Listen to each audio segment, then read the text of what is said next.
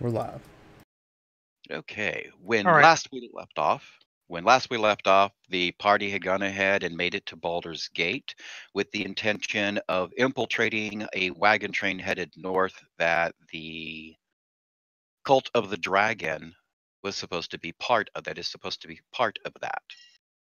The idea is to identify the members of the cult that are within the wagon train, find out who has the green dragon skull, right? Follow them to their base, and then get that information back to either the Lord's Alliance, the Order of the Gauntlet, or the Emerald Enclave, so that they can organize their larger groups to go ahead and attack the base of the Cult of the Dragon.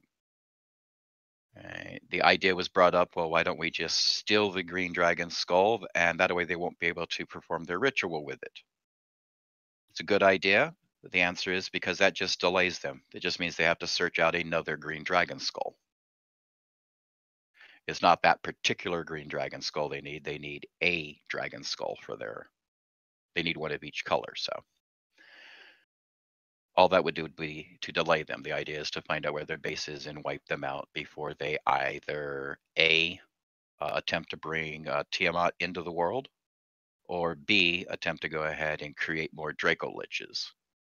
And there are two different factions of the Cult of the Dragon. Not sure which faction you're dealing with.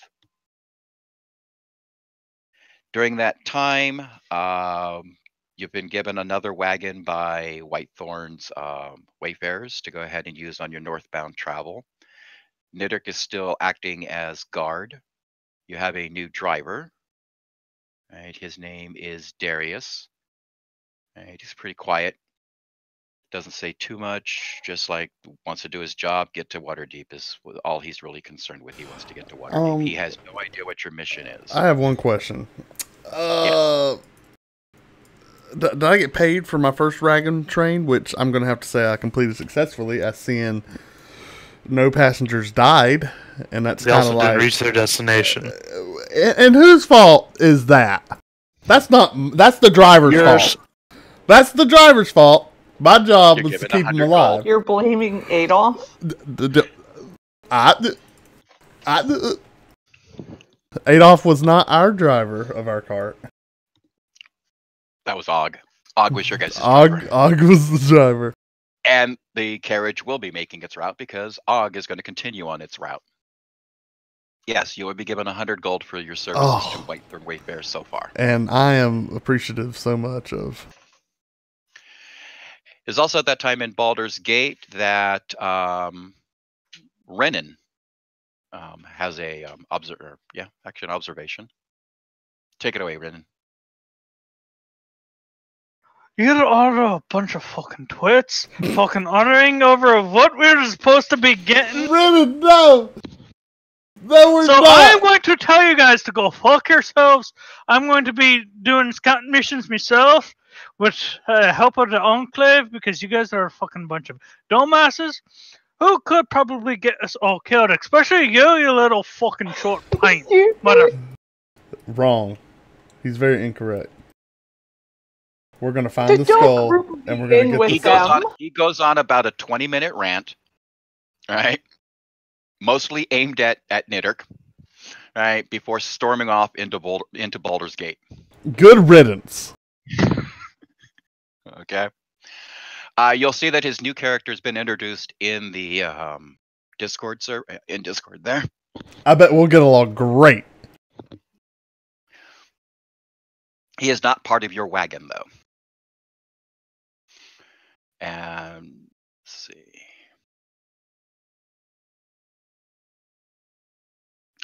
This wagon train's put together by Hollister Holdings.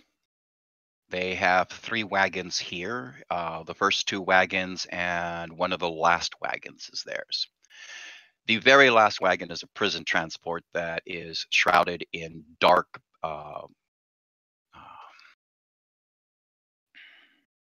wood, right, with small barred windows that don't really let you see inside the prison transport. You do get glimpses of 3 people shackled for different angles as looking through the bars occasionally, but the guards don't let you near the prison transport, and it follows behind the wagon train.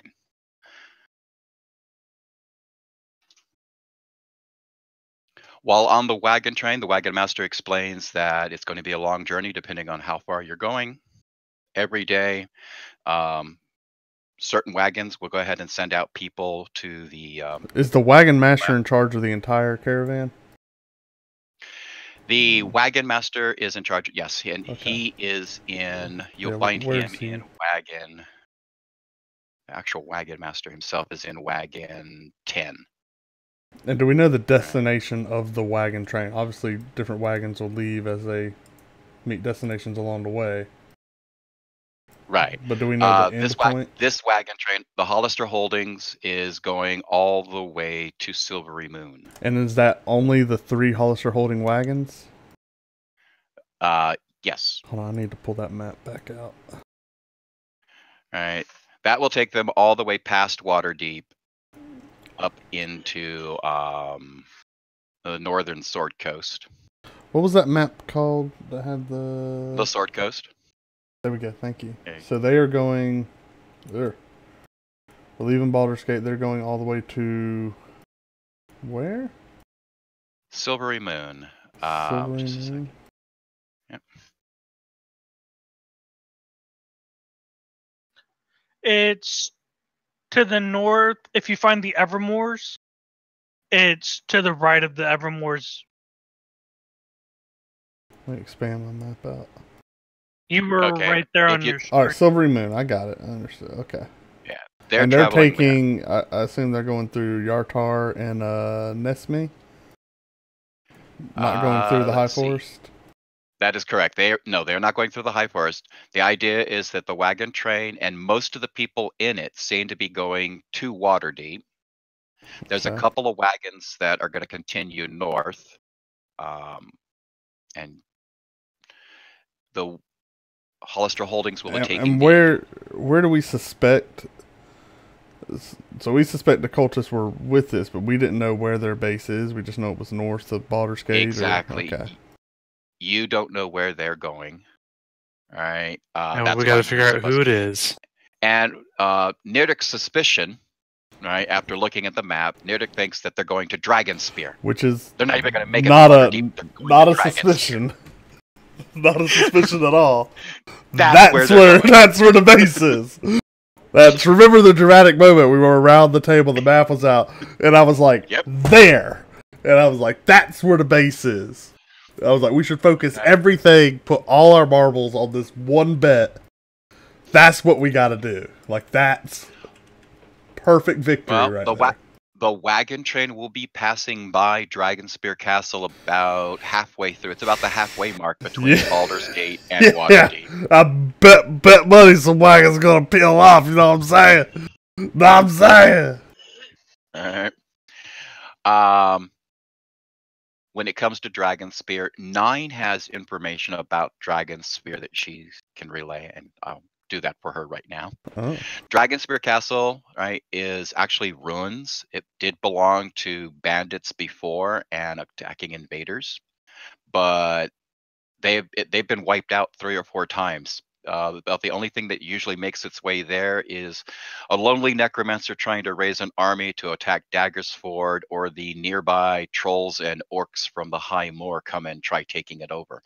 And every time they do, contingencies come out from either Daggerford or from Nine's town, and they head to Dragonspear and they wipe out whatever small bandits are trying to take over the ruins. So they like it to be just like a tourist distraction, so people can freely go and like just, relive the old. No one ways. good has tried taking it over. The only people that take it Typical. over are the bad guys. Yeah. And the good guys come in and they wipe out the bad guys, but they don't take it over. They just kind of leave it there. Nobody has a use for it. This seems like a terrible place to just go. Period. I think people just. We never assume know. if The you're orcs there. might have been trying to turn it into condos. Well, they're Never dead know. now. Hey, blaspheming here. Talking good of orcs is blaspheming.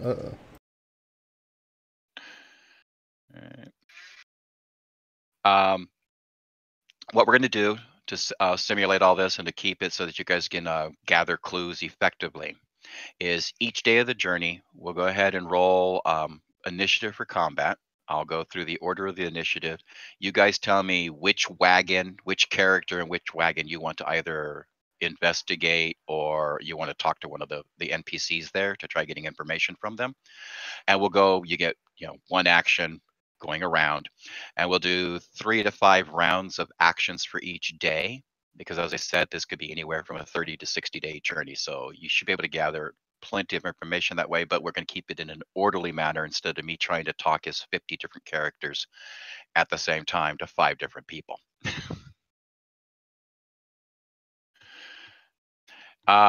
Every wagon, every time you guys, if you go off by yourself, if you're talking to the people in wagon 1, right, it's 3 rounds for any other party member to get to a party member for each day if you're going around talking to people in the wagon train. What do you mean by 3 rounds? Let's say that Nirdik is talking to the people in wagon 2.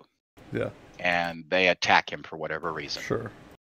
Okay. It is 3 rounds before anybody from the party would be able to get there, unless somebody said that they were with. How would they even know? Whoa. We're going to get attacked by these people? Not necessarily. This is why I use you Nirdik. Most likely. It's a good possibility, Nirdik. I am a smooth talker, and no one would want to attack me ever. Yeah, smooth as a mountain cliff. Okay. No, not necessarily, but again, you guys are looking for cultists, so if you find, maybe if you raise too many suspicions, right, it's a possibility.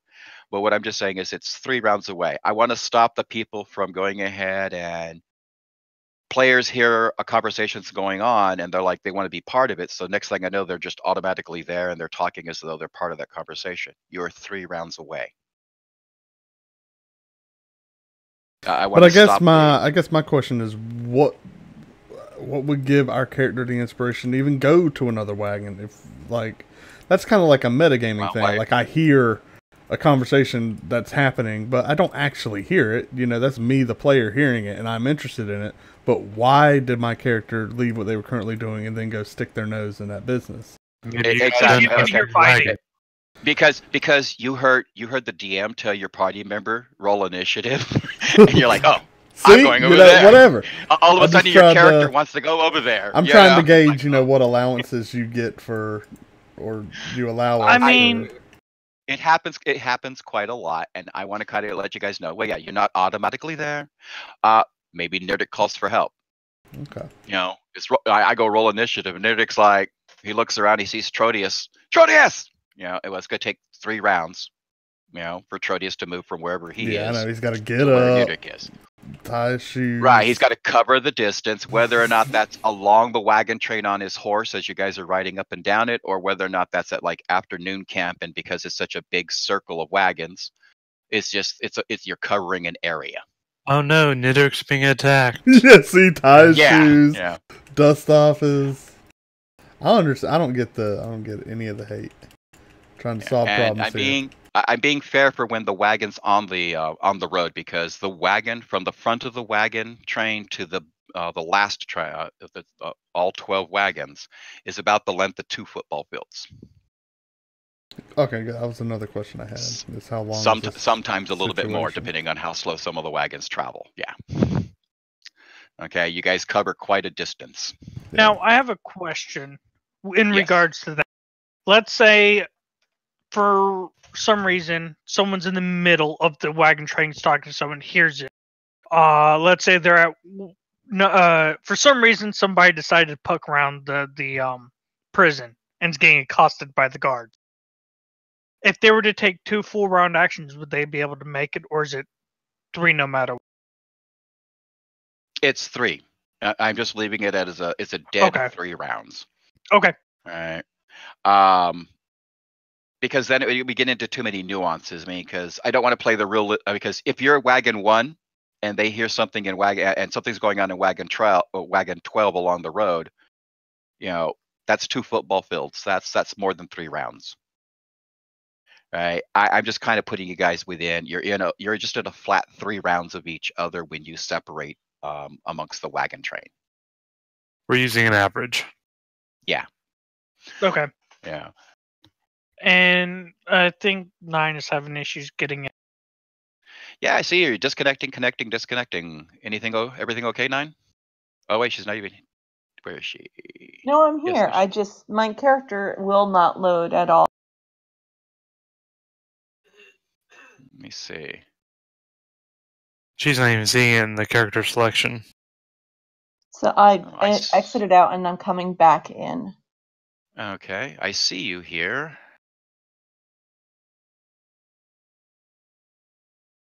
Did you change? Did you change your name? Because it looks like you were logging in as Niain Bromad, but it looks like you just logged in now as 9, and that's the name. That's the identity that owns your character.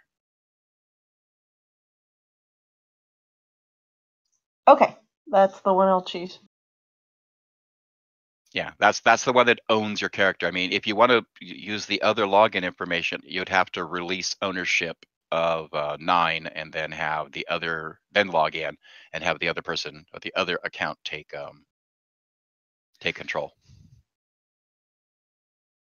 Okay, I'm just logging in as the right 9 now. Okay. It's because I created my login on one computer and then removed several computers.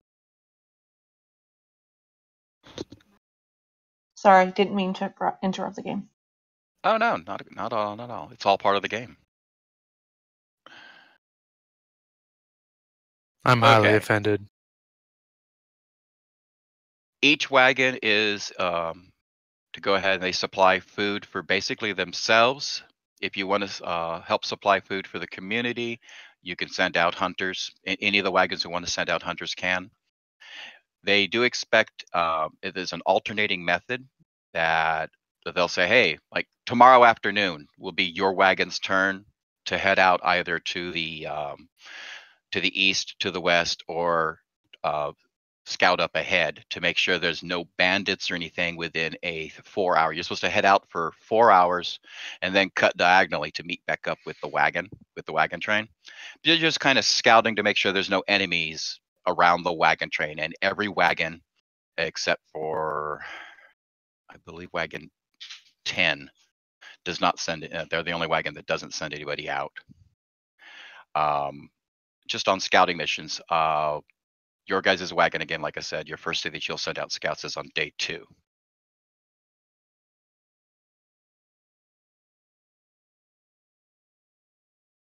Let's see. Other than that, yeah, we're ready to go ahead and start. The wagon train goes ahead and sets off. We can go ahead and take our first 5 rounds of people going ahead and introducing themselves to as the wagon trains are getting set up and everything. You guys draw the lot. Your wagon number 8. So anybody who wants to go ahead, let's roll initiative order, please. Combat tracker.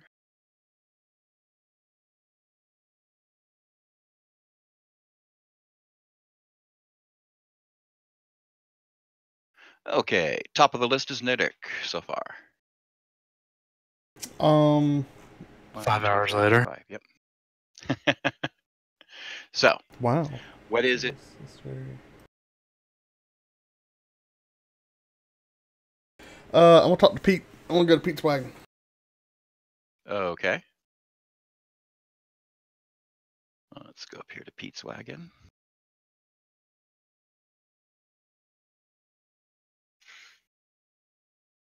Okay, you're approaching Pete's wagon. You see a small Cholton boy. He's turning a handle at the back of the wagon. You see these 2 seats coming out and then merging together to form one very large seat, one double-sized seat.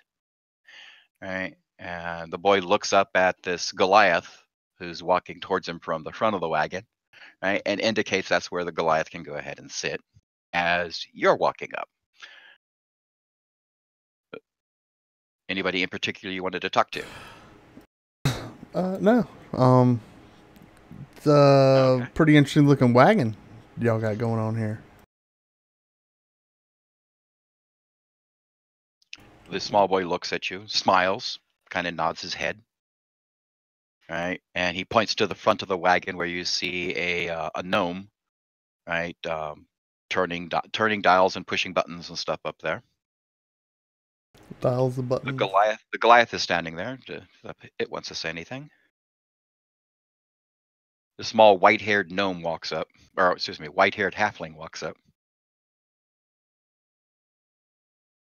You're small. Holy cow, you're almost as small as driver up there. Mhm. Excuse me. Well, I pack a punch, so don't worry too much about it. What are you guys? Where are you guys heading? I told Headwater Deep I got this here letter thingy. I don't know what it says, but the little lady in there told me it's going water deep, and she's paying me to take her water deep. Mm-hmm. Well, I can read it for you if you'd like me to. Seems like that's something you might struggle with, but I'm real good with words. I was told it was dressed as some person there calls himself Captain. His eyes only. Oh, well, that makes sense. So, who's your companion here? What's his name? Pointing at the gnome. Don't know much about him. I think his name's Pete. I don't know. I don't do much talking. I just sit there and deal with what I need to do. At this point in time, he's going to be like pointing to the one of multiple weapons on. Oh, I Upon see. hearing his name, Oh, sorry. yeah, upon hearing his name, the gnome kind of looks down. Hi there. How can I help? You need a place in the wagon? I charge a gold piece a mile. Oh boy. You can't find better cook? No, I was just interested. This wagon looked amazing. Far different than any of the other wagons. The gadgetry, all the little gadgets all over the place. They drew me in. I was just curious more than anything. Thank you. Yes. I built everything from scratch by hand. All my hand. My pride and joy. This is my baby. Thanks. Yeah, thank you. Want it? Here, let's keep you a tour. Come on over here. Yeah. And he starts showing you around. That's generally pushing what I buttons wanted and was a stuff. tour of the wagon. Like that's my. Like, Okay. I want to press the We're gonna buttons. stop with you, and we'll go to the next person as you get your tour of the wagon. Bowden.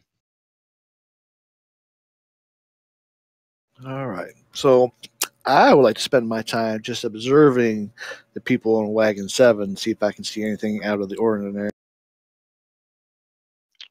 Okay.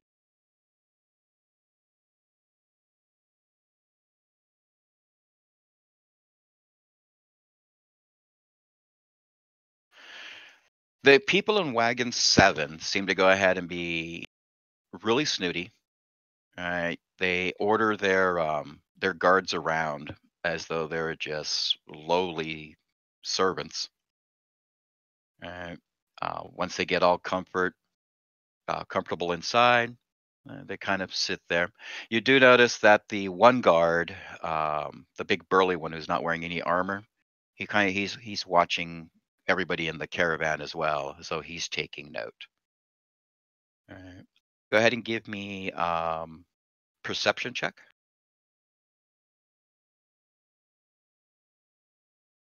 Okay, and then give me a stealth check.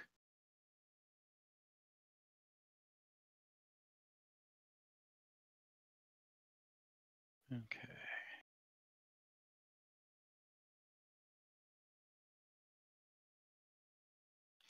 Okay. As you're watching them, right, for a brief moment there, you and the burly human go ahead and make brief eye contact. He looks, gives you that downward nod, like the head shake yeah nod, right? As he goes back to watching other people. And I return the nod and nonchalantly look around. Of that wagon, you can tell that the one they call Olive is probably the bitch of the wagon. She is just complaining, and she's got an annoying voice and attitude. Alright. Any other wagon that you wanted to go ahead and take a look at? Just wagon 7 at the moment. Okay. In listing and watching, you do overhear all of their names. All right. Everybody seems to kowtow to whatever Olive wants to do. They're stuck doing.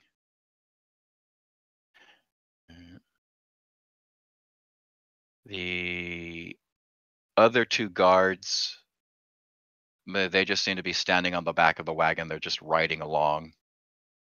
They don't seem to be looking around for anything. The only guard who's actually looks like he's doing his job is the last one.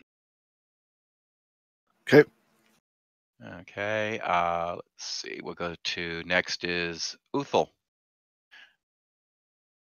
He's first going to attempt to sit on the chair in the back to make sure the wagon can hold his.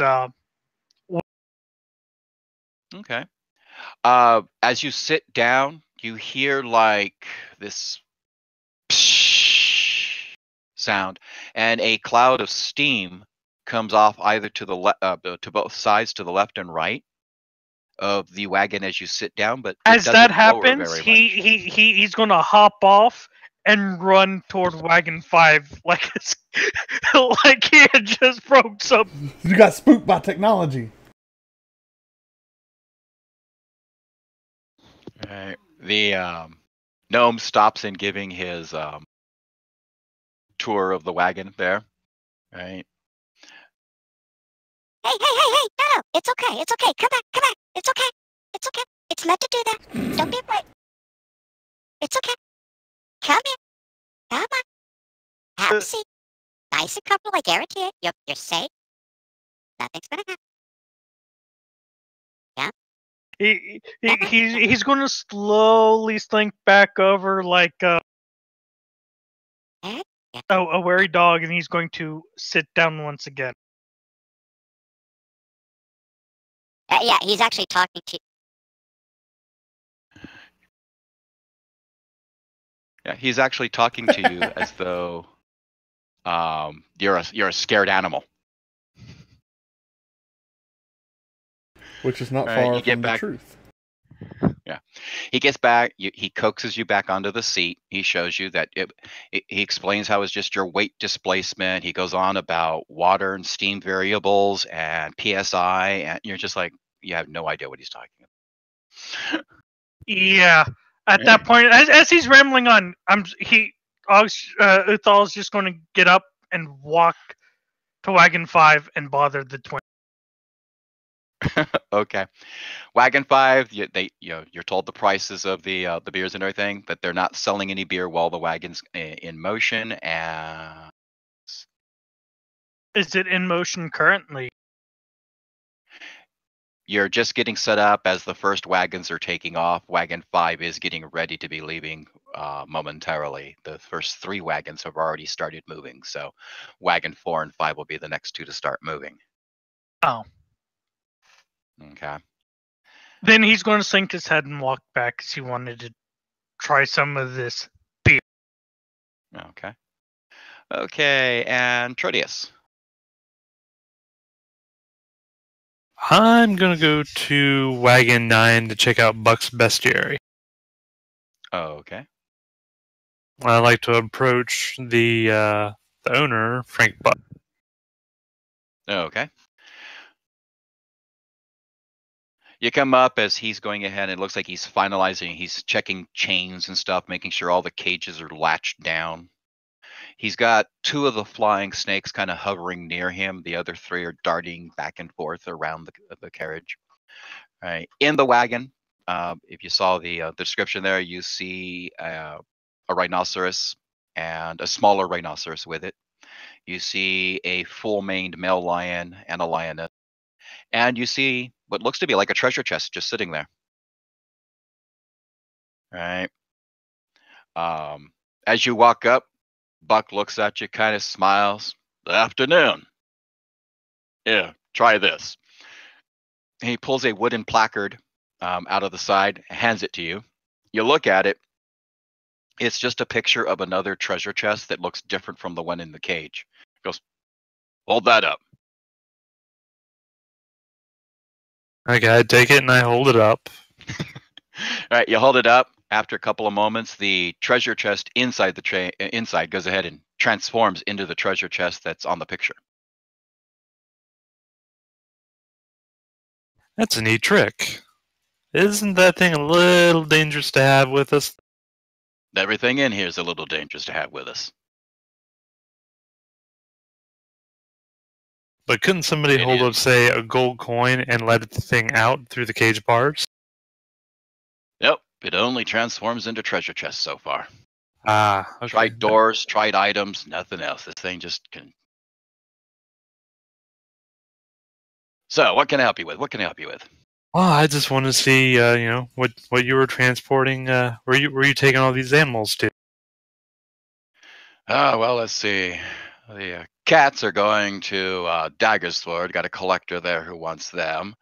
The rhinoceros and the mimic, they're headed on up to Waterdeep. Got a collector there. A couple of collectors there that want them. So, yeah.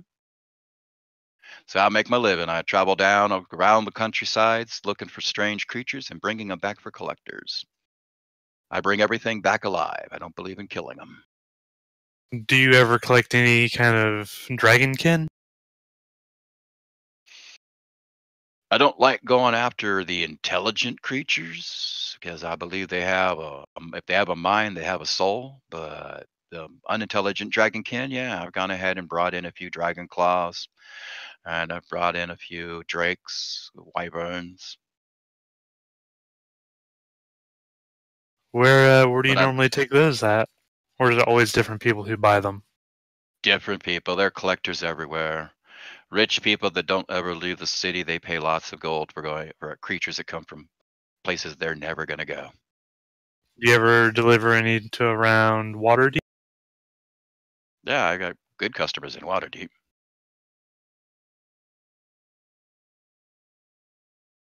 Where are you headed?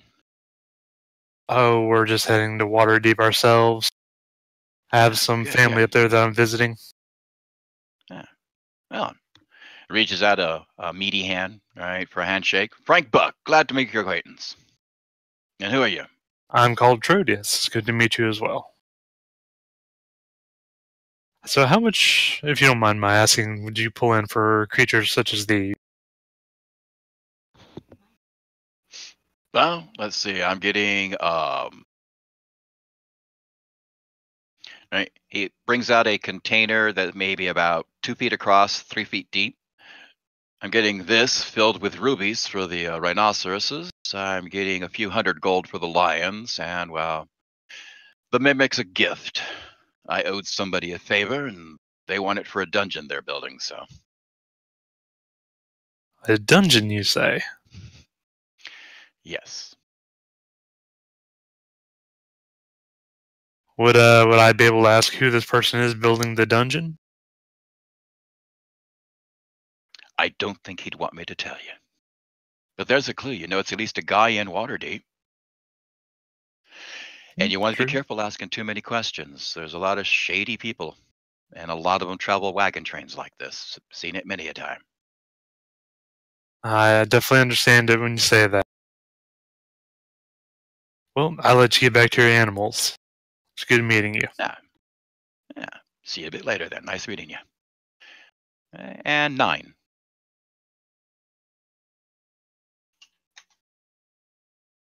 So I'm still going to be hanging out with my new besties over in what wagon were they in? 6. Yes, I'm going to be hanging out with my new besties and asking them to teach me that song that I heard them starting to play about, and make sure I tell them about Dare and Drill, but don't mention the word Prince and Nidrick.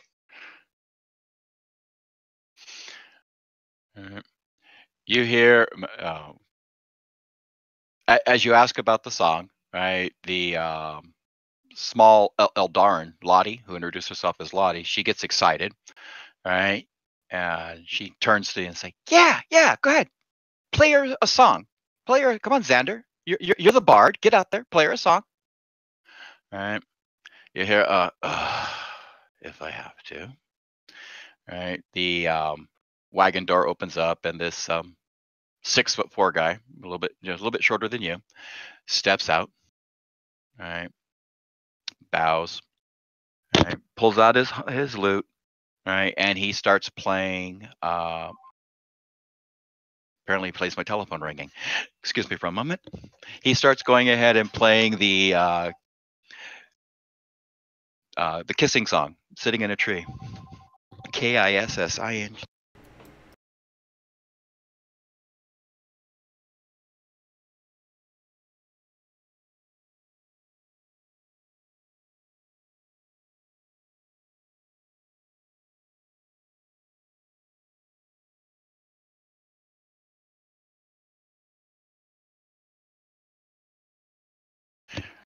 Right. As he's playing the song, his face just looks like dead inside, like he really doesn't want to be doing this. Go ahead and make a perception check.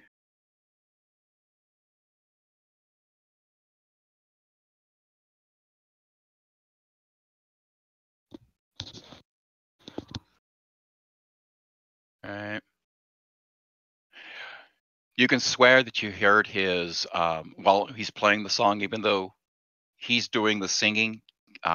You can swear that you heard his lute snicker.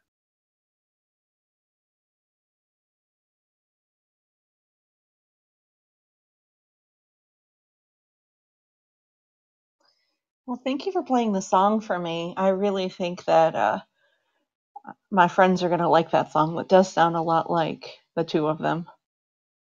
Oh, my pleasure.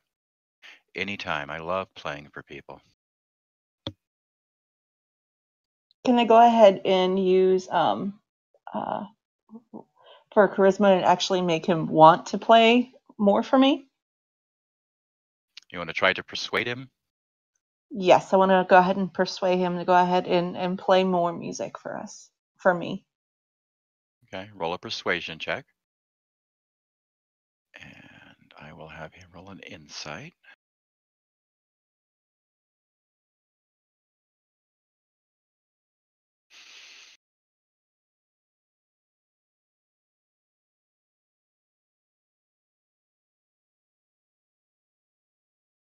Okay. And he goes, "Well, if you're playing this for your friends, I don't know why you would other than to go ahead and fuck with them. So here." And he plays you a couple of other short ditty songs that are just, he plays you, "This is the song that never ends." He goes, "Teach that to one of them." He just teaches you a couple of little short ditty songs that are repetitive, that get stuck in your head.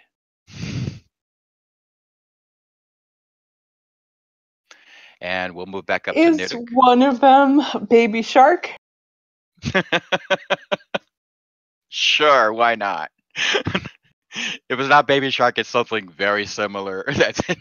But yes, it's those type of songs. They're just annoying little songs. Rockin', rockin' and rollin'.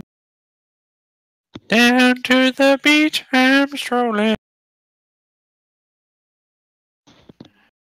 Really, Pookha? Okay, Niduk. Come on. He's been going ahead and giving you a tour of the wagon. It's got a lot of, when I say bells and whistles, literally, there's a lot of bells and whistles. All right. It's a very steampunk type of wagon. Okay. All right. About that time is when you hear wagons 4 and 5 are getting ready to go ahead and set off. All right. That means 9, the wagon you're at, will be one of the next wagons to go ahead and start off. Right. I ask Pete, this thing got any self-defense mechanisms?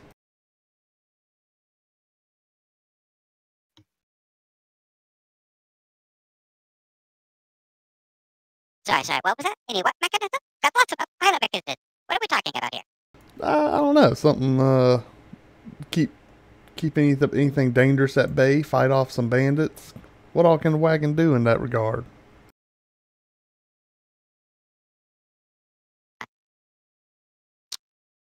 I don't have any weaponry on my wagon. I don't believe in weapons. But it is a defensive wagon. I mean, you're safe inside here. Went ahead and I've had it fall off a cliff, and nobody was nobody was badly injured so far. Everybody survived. Well, I guess that's good.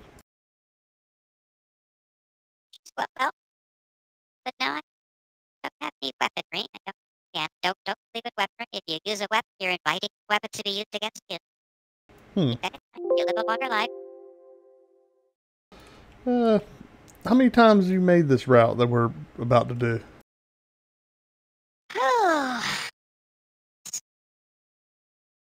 Been doing this for about 53 years. Oh, man.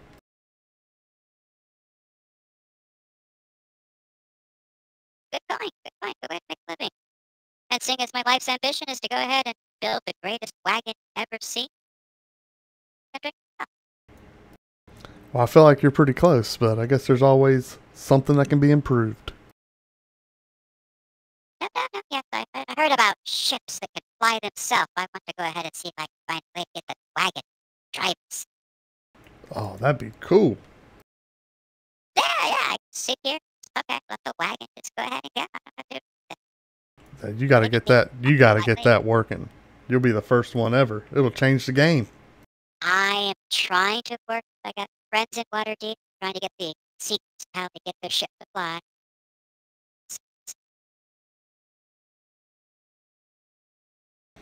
All right. So where you headed, young man? Where you headed? Oh, just up north. Really? Headed north as well. Going to Neverwinter? I'll be hitting Neverwinter after 30. Maybe Luskin, then come around to Mirabot. Yeah, we'll see. The We got people going all over the place. My job's just to stick with the wagon and keep them safe. Pretty simple.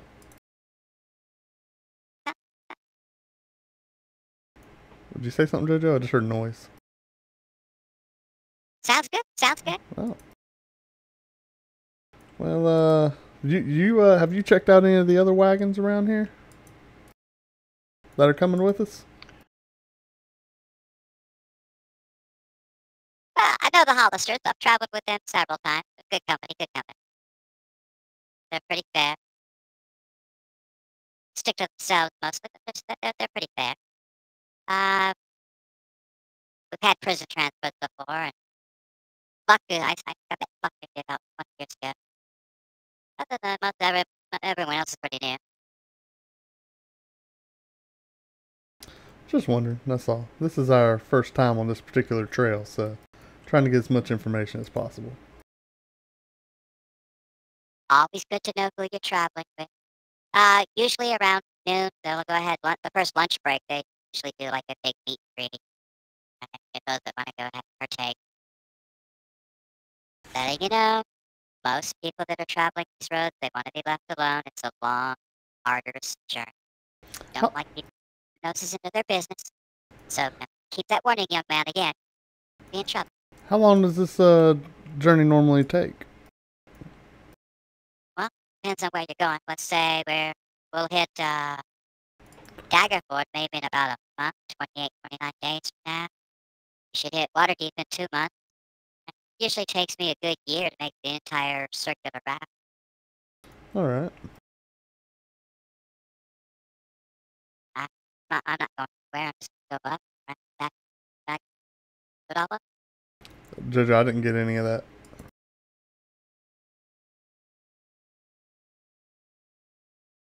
He says that he's just going up, down, and around. He's going to be doing it all over again. Oh, okay. Well, I'll let you get back to it. I got some preparations to do. And I'll Okay. scamper out of his wagon. Okay. Thoden? Well, I guess I will casually walk up towards the front of the wagon.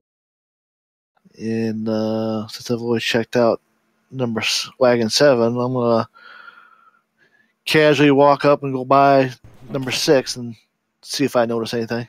Describe casually. Casually. He's kicking rocks as he walks along slowly. Swinging my mace on my tether, you know. You whistling? Well, as you're Whistling. walking over, you see one of the men, one of the young men from that wagon is standing out there. He's got his lute out, and he's playing songs for 9. Right, who's tapping her foot along, right, nodding. Right. You see the light of amusement in her eyes as she's listening to the songs he's singing. The young man in the raven's cloak, right, he's climbed up into the wagon. He's sitting there. The small blonde Eldarin has her head poked out the side, and you do not see the other passenger that's in there. One of the guards tells you, "Did you need a room here in the wagon?" I've already got that taken care of, but thank you for the offer. Okay. Turns, looks at 9, looks at the bard that's playing, and she's like, "We're going to be moving along. We're moving out in just a moment. You want to get back in the wagon? Find your seat. Get ready to go." My apologies for interrupting your play session there, but we're going to have to be taking off in a moment. So I look up 9. Looks like they're getting ready to take off. Oh, I was enjoying the session. Thank you for teaching me these amazing songs. Yeah, you're quite welcome. Thank you for listening to them. Hope you find enjoyment with them and find a use for them in the future.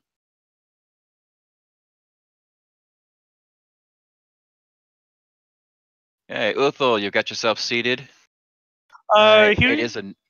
He was actually going to walk alongside the wagon till it starts getting like ahead of him, and then he was going to hop onto the back. Okay. The wagons do move fairly slowly. I believe it says, they cover 15 miles a day. So walking alongside these things, you might fall behind occasionally, but nothing, a little quick jog wouldn't catch you right back up. You can go ahead and walk if you have horses or ponies. You can go ahead and walk those alongside the wagons without any strain on them.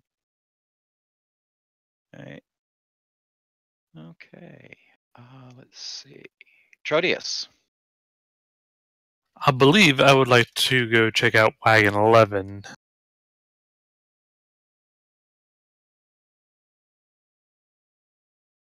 And I guess now, I'll start once the train's moving, are we able to walk between these wagons? Yes, you are. Okay. Again, does that because rouse the any wagons more travel. suspicion, or? Yeah. The only ones you see walking between wagons, you really don't see too many people walking between the wagons. The only ones outside of wagons are guards. Okay. They're on horseback on either side of the wagons or walking along their various wagons. Am I on? I have my pony, right? Am I riding? Can I ride around on my pony? Yes. I don't think we have our ponies anymore. You got rid of the first horses you had. You didn't. No. I bought one. Yeah, I bought one. But in Baldur's Gate, you bought a pony. So yes, Gotcha. In fact, you should have your pony still. I think it's in my inventory. He's there somewhere. I haven't named this one though. Oh yeah, Herbert. Herbert. Yeah. Here you go. Can I put him in my drum chest? You go. No, you cannot. I don't think he fits there. Well, Jojo said my drum chest miraculously for some reason seems to hold a lot of stuff. It's just the weight's all there. So if I could carry Herbert. It holds about as much stuff as your backpack does. Yeah, It's a drum backpack. All right. Okay, lumbering along there. All right. You see a young half-elven male. All right. He's got large. Well, it's a lumber wagon. So you've got 20, 30-foot long pieces of logs, of chopped down trees and stuff, stacked on top of the flatbed there. Alright. The wheels of this wagon dig heavy trenches into the road as it travels along. It's so heavy. It's being pulled by 8 oxen. Alright. As you approach the wagon, this large black wolf leaps off the back of the flatbed and approaches you, stops about 10 feet away, right? And it takes an aggressive stance as it growls at you. I stare at her right in the eyes and go, "Hey, puppy. Who wants a treat?" You might not want to get too close. Hey, still. Up. All right. Wolf looks between you and the guy in the wagon before turning and hopping back up onto the flatbed. Lays there watching you.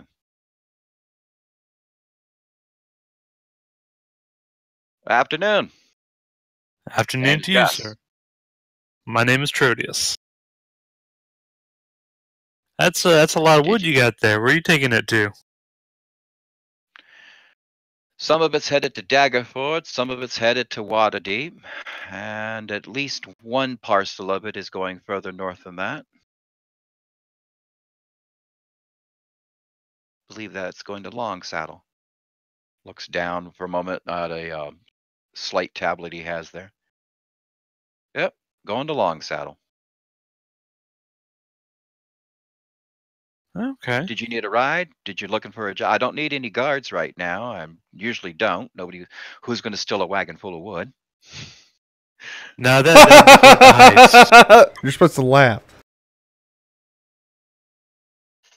Shut up, person. He's not here. I laugh from however far away I am. You just hear it. It's loud. Yeah, I'd imagine that'd be quite the heist stealing that much wood. But no, I'm not looking for work. I'm actually part of the caravan. Oh, okay. Wow. Which wagon are you traveling in? I believe I'm in wagon 8. Kind of stands up in his wagon, looks down. Oh, Whitethorn wagon. Okay. Good company. At least you'll have good food. Better food than the rest of us. Wow, they don't feed you guys too well? I might hit you guys up. Well, I know Whitethorn, he pays a lot of money. In fact, most of the wood that built those wagons, I deliver for him. Oh, really? Checks his tablet again. He's like, oh, yeah. In fact, the wood headed to Waterdeep is one of the loads there is headed to Whitethorns. Yeah, building more wagons, I guess. It looks like pretty good He wants quality to have lumber. these wagons everywhere. Yeah, best lumber I can find in Chult. I'd like to kind of walk over and take a close look at it and kind of do an investigation check to see if anything's concealed within the... Okay, go ahead and make me an investigation check.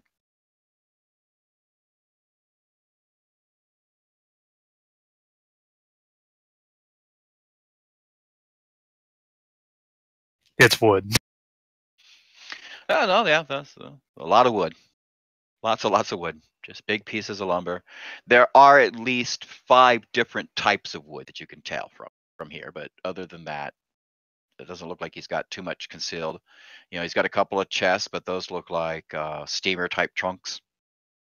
All right, where you can imagine he probably just has his gear and stuff because they're up towards the front of the flatbed. But other than that, no, you don't see anything that stands out.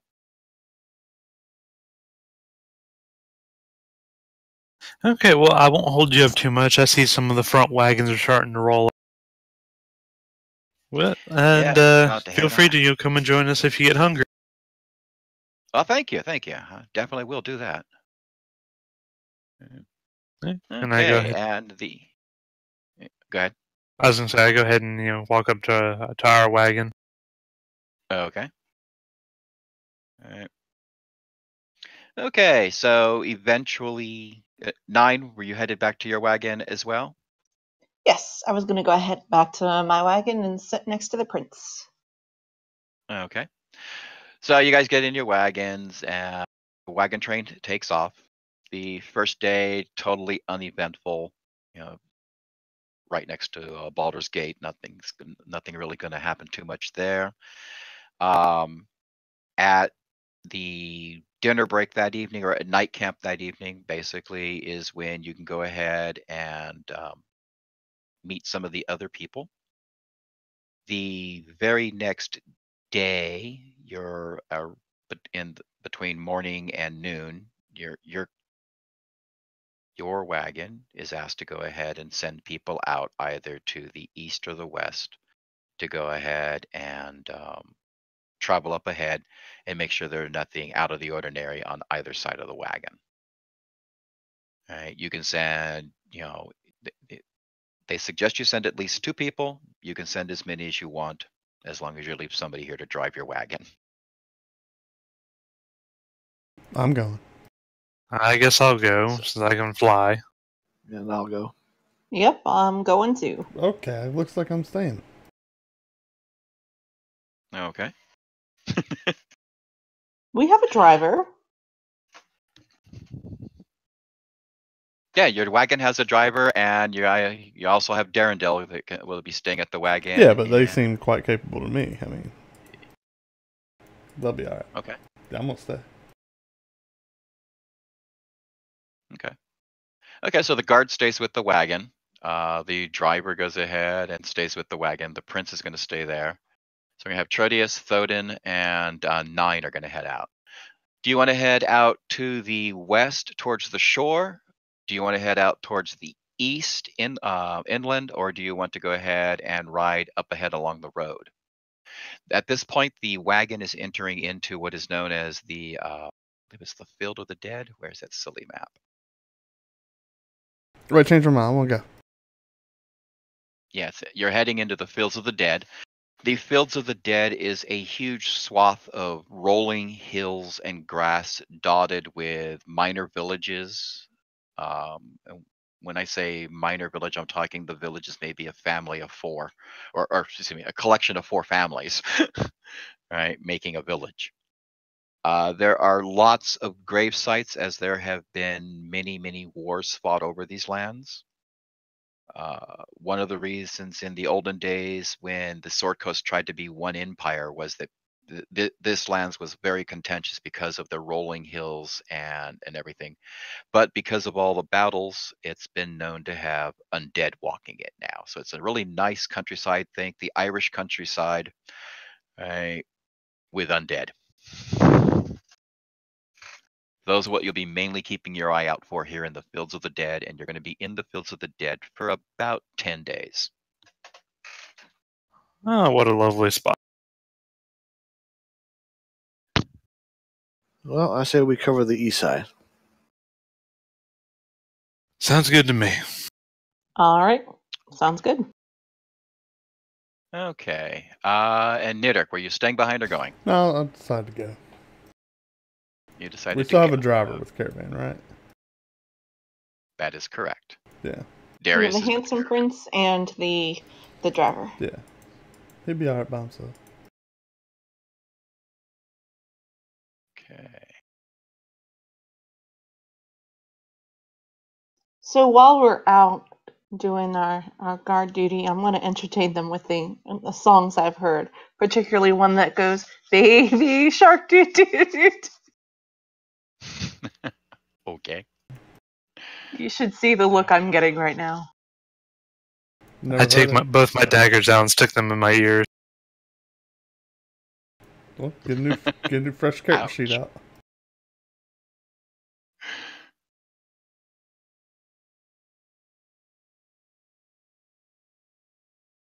out. While we're scouting, I'd like to be flying about 30 feet up so I can see further out. Okay. Let's see.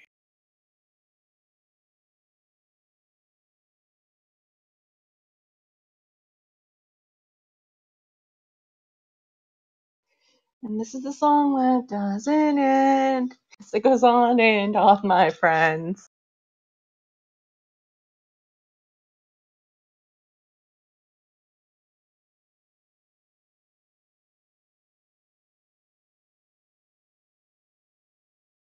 I just had this map yesterday. Where'd it go? As she sings, you hear me mumble, "Raven Queen, take me now, please."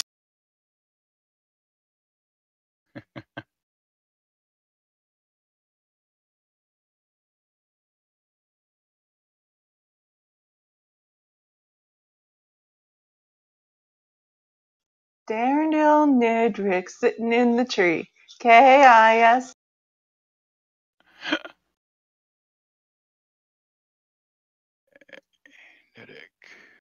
What are the chances she has a decent singing voice? Roll performance. Yep.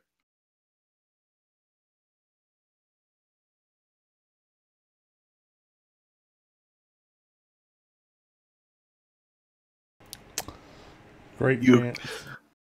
Children run away. Nails on a chalkboard. You strike fear into all those around you who hear your words.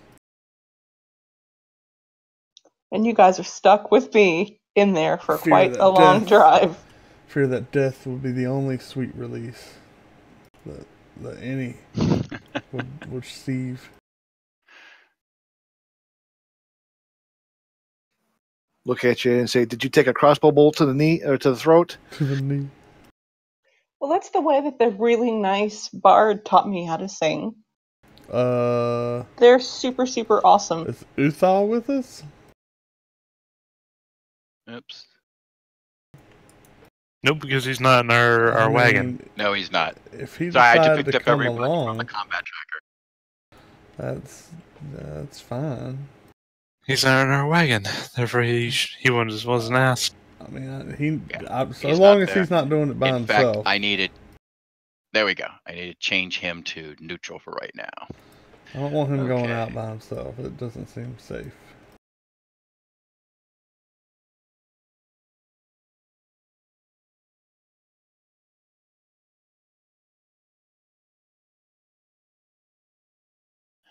As you guys are scouring the road off to the fields off to the east, you're maybe about an hour and a half away, forward into the east. Right when you hear the movement of something up ahead, looking up ahead, you can see a couple of skeletons and zombies. Go ahead and everybody roll initiative, with the exception of Uthal. Obviously, I'm enjoying my nice cushy seat.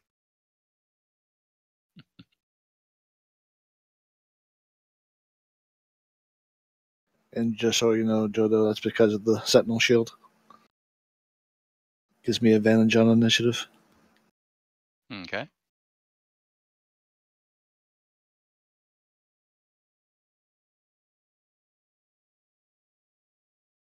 Okay, everybody's initiative. Put the thing at the top of the order, round 0.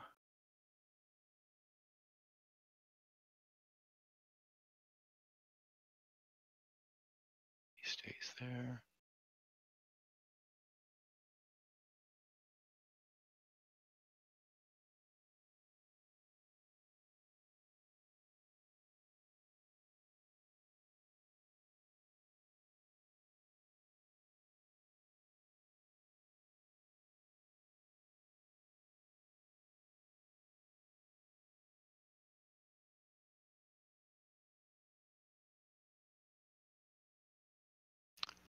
Thoden.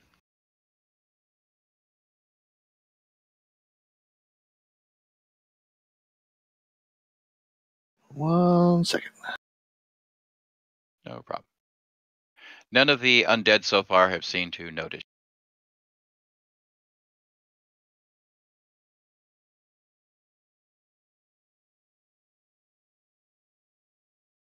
Right now, they seem to be more attracted to the noise each other makes when they're in the distance. And then when they get together, they kind of mill around.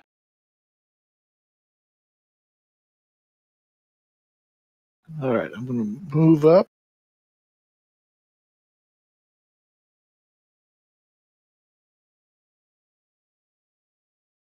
Okay, so you're going to take the That dash should action? be.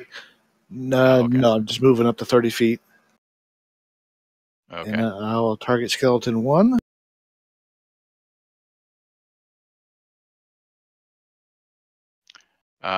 Skeleton 1, you don't have line of sight on. Oh, skeleton So 2. I'm he will sorry. go ahead.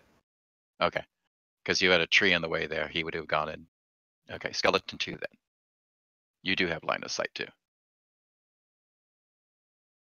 And then I will cast Sacred Flame.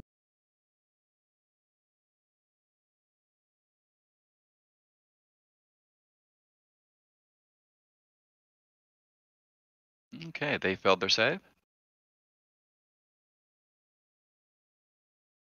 Okay.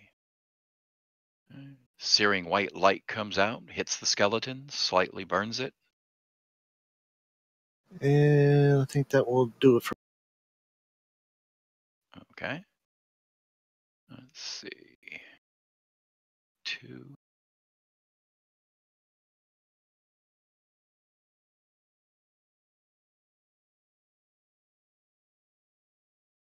He heard something.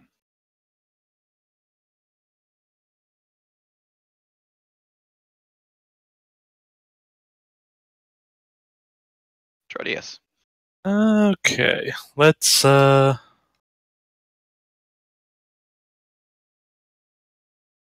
move there.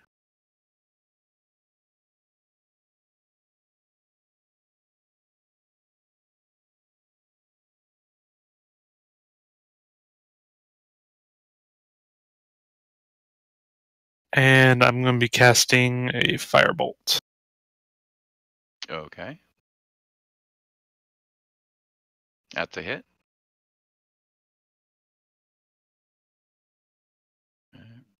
Bolt of flame comes flying out, hit the zombie number 2. Doesn't do enough to actually set him on fire. He is smoldering. And I'm going to hit him with Hexblade Curse as well. Okay.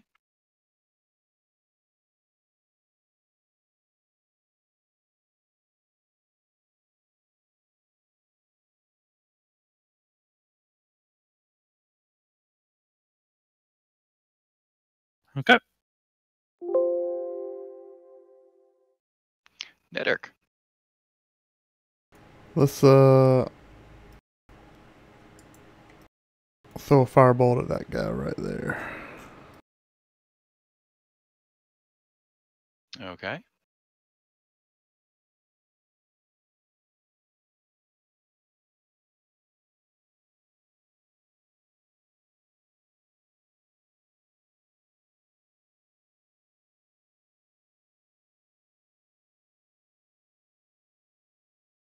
Flame comes out, hits the skeleton.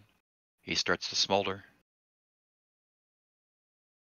And hey, the skeleton's been getting hit by people. He's like, what the fuck? Kind of looks around, pulls out a short bow. Okay, and 1, 2, 3, he sees Trodius first. 4, 5, 6, he sees Thoden first.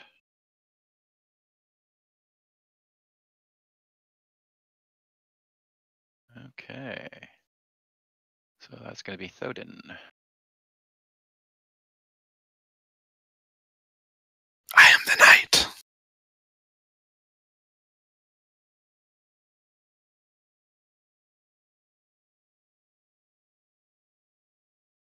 Takes a shot, hits you. All right. This arrow goes by, grazing your right shoulder there, causing small damage. Takes a second shot and misses.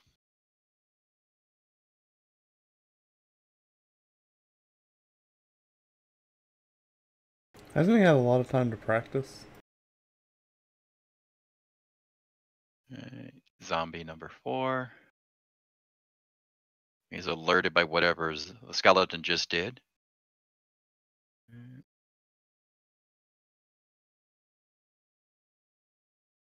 When he starts running over, though, he sees Trodius.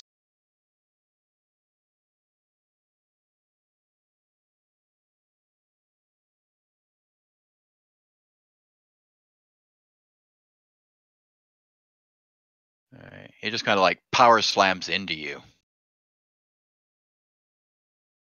All right. You sidestep. All right.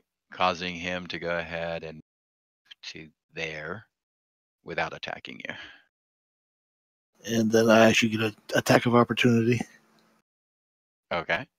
From yes, Thoden.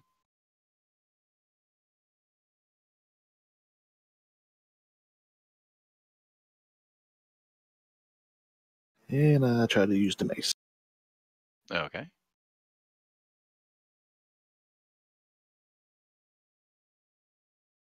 That'll be a hit.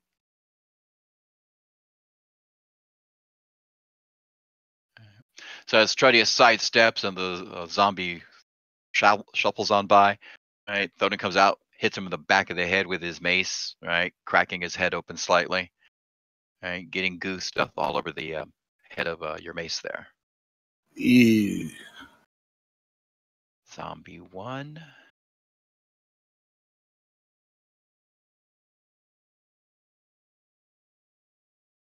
Huh? He heard something over here.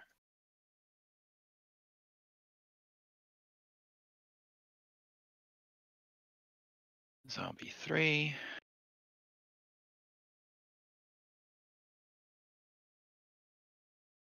Huh? He heard something over here. 9.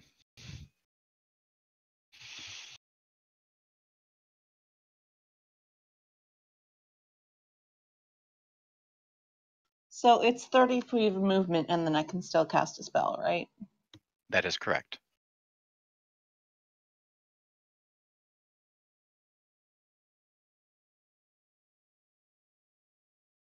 I believe that's 30 feet, right? Looks like it. Okay. And I have this thing, it's called Channel Divinity, and it said something about the undead.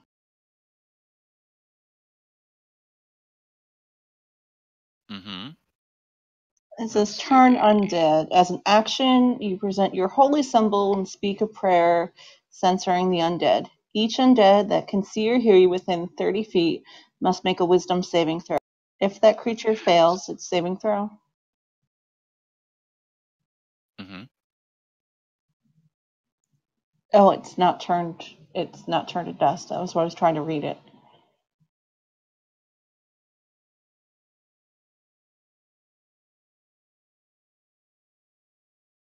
So So that's apparently destroy undead.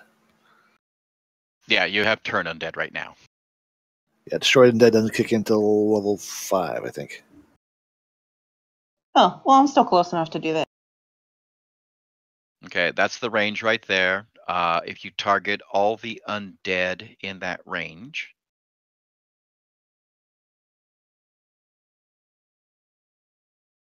if you want to turn them. Well, I don't want to turn them undead. No, Aren't they turning them already means undead?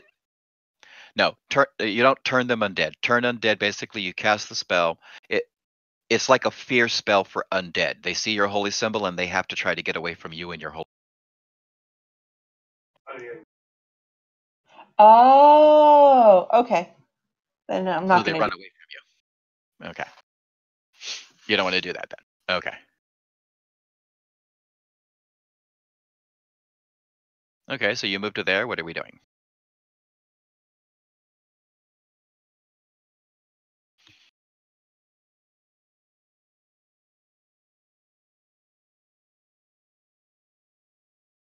I'm trying to remember how to select again. Control left click either on their icon on the map or on their icon on the combat tracker. There you go. You have zombie 2 targeted. Cleric smash. With what? My warhammer. Okay, that would not be zombie 2 then. Zombie 2 is still 15 feet to the south of you. You'd be looking at skeleton 2. Okay, but that would also be a hit on skeleton 2. So go ahead and untarget zombie 2.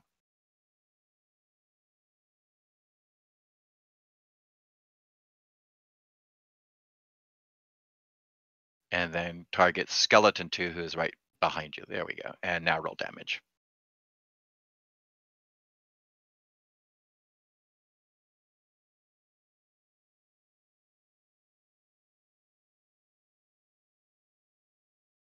And you hit the skeleton with your warhammer there, collapsing it in a pile of bones.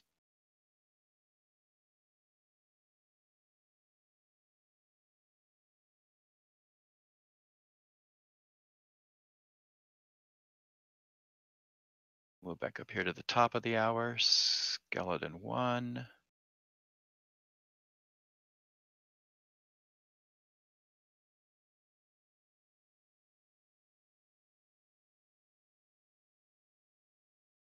Pull out a short sword and try to stab you.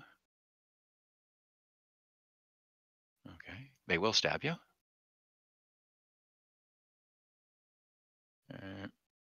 As you're bashing the one skeleton, another one comes up from behind and grazes your right side, right, doing some minor damage. Ooh, someone's gonna play croquet in a second. Before pulling the short sword back, trying again, and this time instead of just grazing you, actually stabs you, barely doing some you feel internal damage that time. All right, so he comes up behind you and shanks you a couple of times. Does it chatter? That's for baby shark. Strike. All right. I'm going to move to the other side so I can get some advantage. Does and then attack of opportunity, or is that one dead? Skeleton 2 is gone. There we go. Okay.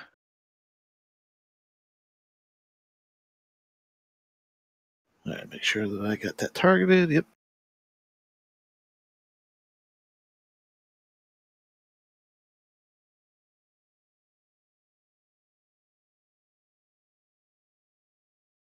And I think that'll end my turn. And the clerics go to town and kill another skeleton. Let's see, that was skeleton 1. There we go, we'll take him off. Zombie 2.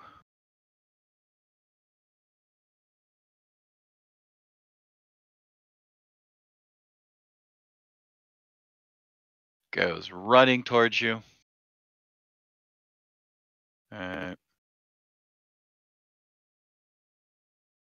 Just fully body slams into 9 there. 9, I need you to make a dexterity check. The DC is going to be 14.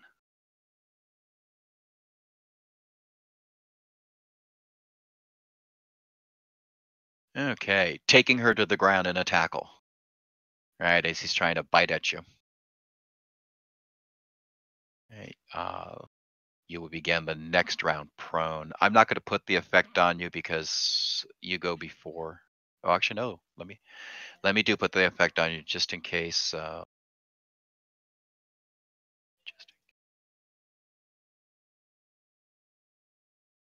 Prone.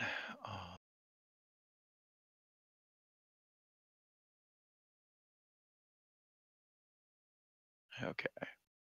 So he's got you knocked down.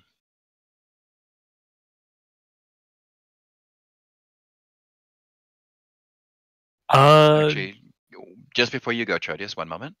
I have another action going off here.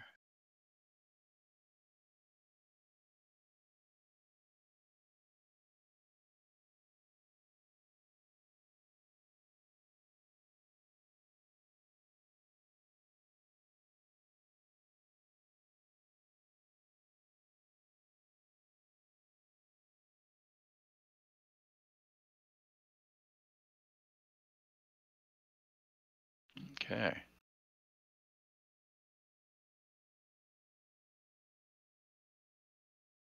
This skeletal hand comes jumping off the little hillside there behind you, Thoden, right, and lands on the ground. It looks like it tried to land on you. It couldn't grab hold and kind of skittered to the ground. There's a small human-sized hand right there. Okay, Trodius, your turn. Hey Jojo, before when we did all the buying and selling, was I supposed to put the longsword in my inventory, or did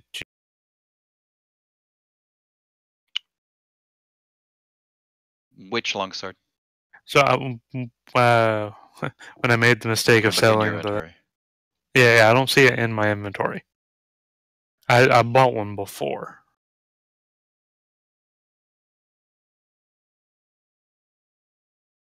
Yes, you were supposed to go ahead and grab it on over and put it in. Let me grab one I for got you. it. I got it. Okay.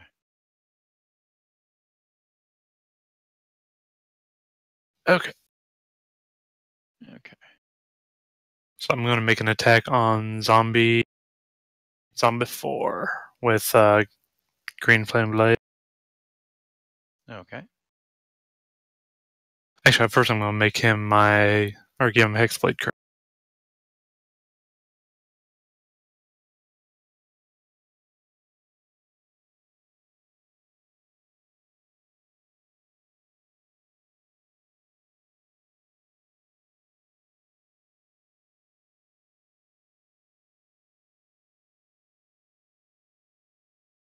Okay, that'll be a hit.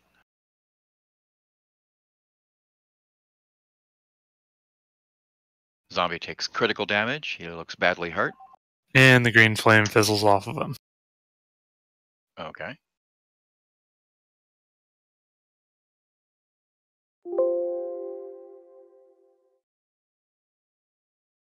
I'm gonna Knitter. firebolt that one Trace is dealing with. That's a hit. Okay. Holy cow. That's a dead. Okay.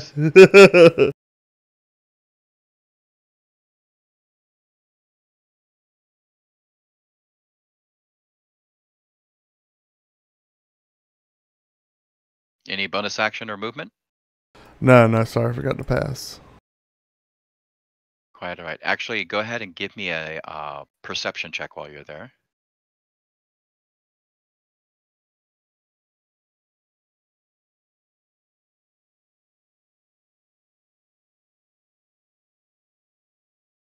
Okay. You see on the little hillside there a couple of skeletal hands as one of them goes ahead and again leaps off. Oops, wrong one.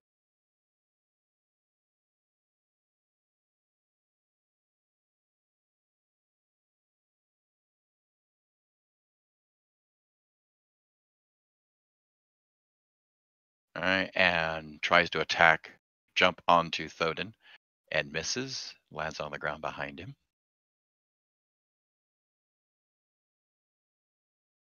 You see at least one more up there getting ready to jump off at him. Zombie 1. He has Thoden targeted because he hears noise coming from over there. And he's going to go ahead and try to tackle Thoden.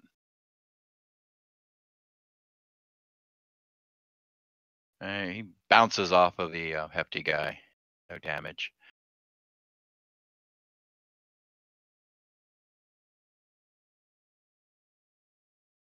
Zombie 3.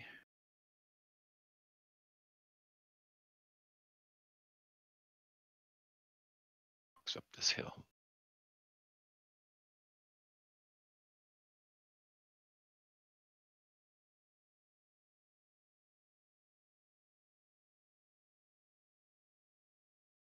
Hey, one of the claws finally clamped on.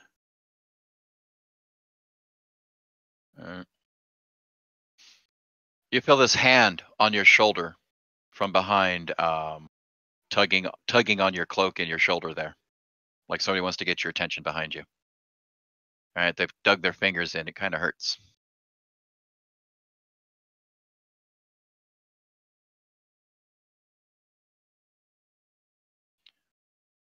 Okay. 9. You're on the ground. You have a zombie on top of you.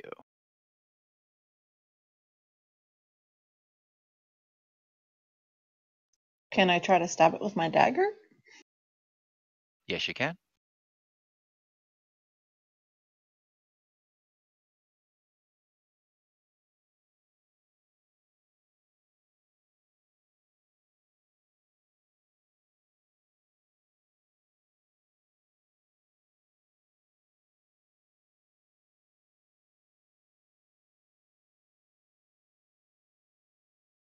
Okay. Yeah, try stabbing at it with your dagger, but fighting from this position's a little bit not something you're totally accustomed to. All right.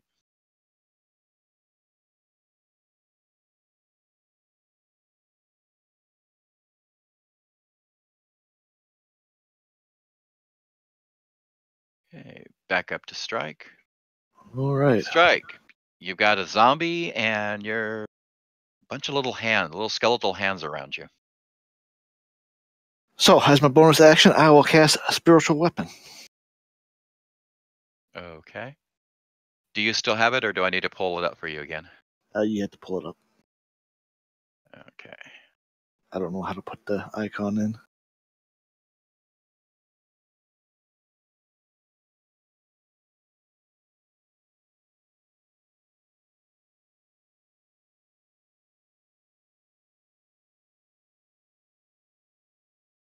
There you go. All right. So I will attack Claw 3.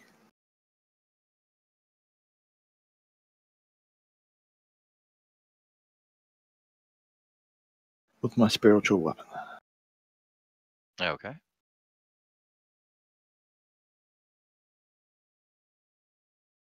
That's a hit.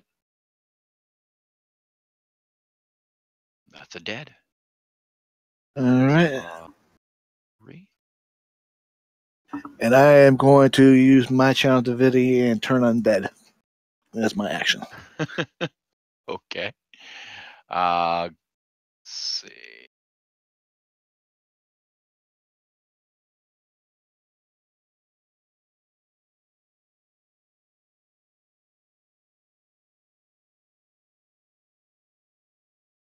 Okay, that'll get everything around you plus the one that is on 9.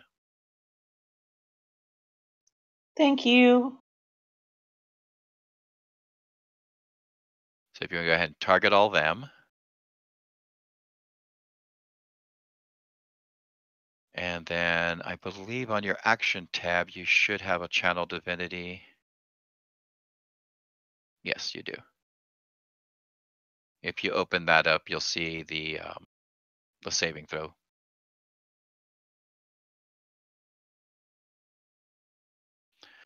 Okay, let's see. Crawl and crawl number 2 failed. The zombies made their saves. Wait. Where's crawl and claw number 1 though? Did not have him targeted. No, that's okay. I'll force him to save. Just a sec.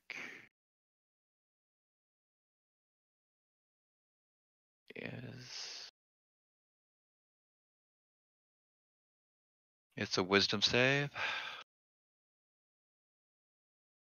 Okay, he failed.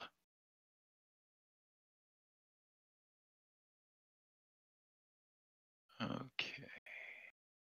Close you.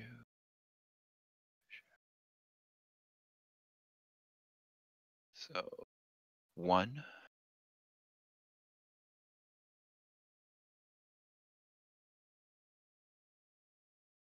We'll go scuttling. Actually,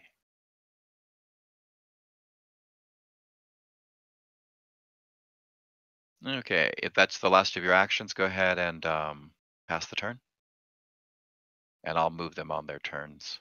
Do I get an attack of opportunity? As they move away, you will, yes. So let's start off with the first one to move. Actually, first one to move is going to be Zombie 2. He's not. Yeah, you will not get an attack of opportunity. Let's see. I'm going to take the prone off of you because you'll be able to get up this round 9, and because you get the attack of opportunity, it will go ahead and counter the disadvantage you get from being prone will be countered by the advantage you get for the attack of opportunity. So I'll just take it off, and you get 1 regular attack at Zombie 2 as he's moving away from you.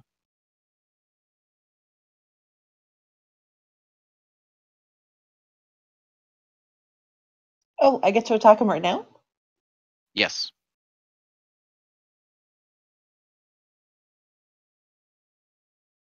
So you already have him targeted, so just go ahead and make one attack roll. There you go, and give me some damage for him.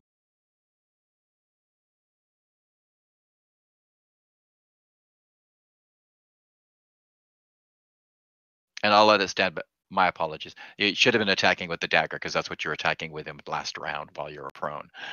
5, 10, 15, 20, 25, 30. Okay, he will move away after taking damage. Got a really good stab in there. Next up is Trotius. Now you still got to move the 2 claws. I'm moving them on their turn. Oh, okay. So I'm going to move there.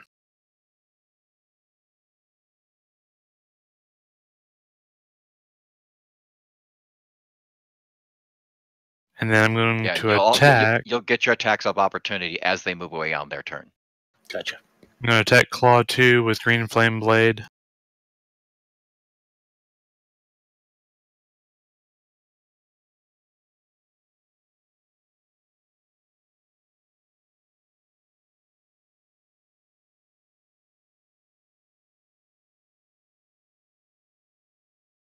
And that's a miss.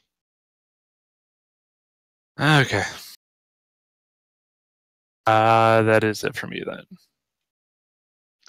Okay, well, seeing as both you, Strike and Trotius, go ahead and get an attack of opportunity on number 2 as he tries crawling away.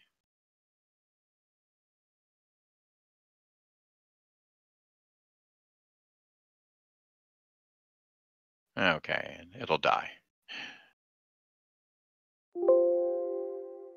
Nidurk.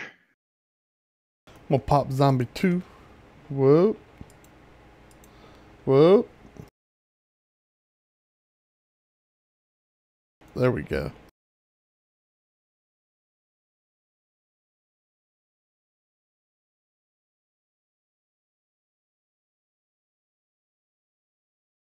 That's a hit. Firebolt bursts out, set zombie 2 on fire. That's what I like to hear. Zombie 1. Strike, go ahead and get an attack of opportunity as he moves away. Oh, wait, no, my apologies. No, you don't. No, you don't. Zombie 1 made his saving throw. Back up here. Double check that. Yes, both the zombie. Oh, zombie 2 should have run away. Silly me. Oh, well. Okay, zombie 1 stands his ground. And I'll give his remaining. Okay. Okay, so he.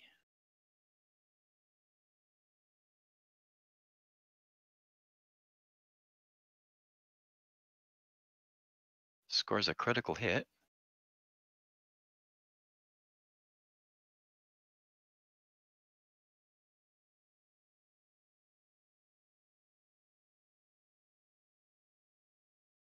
Ouch. All right, he goes ahead. You're casting your turn undead and everything. You finish it. His friends are running away.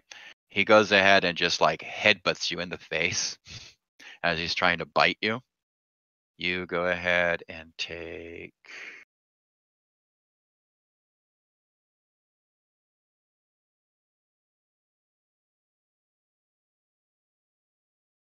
Seven points of damage. And he knocks you out. Says, in addition to standard critical damage, you knock the target unconscious. Ow. Uh,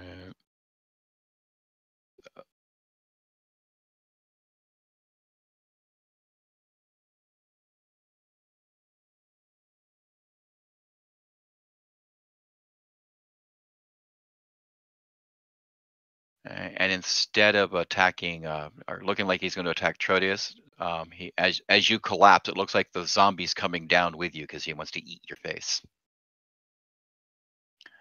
Zombie 3.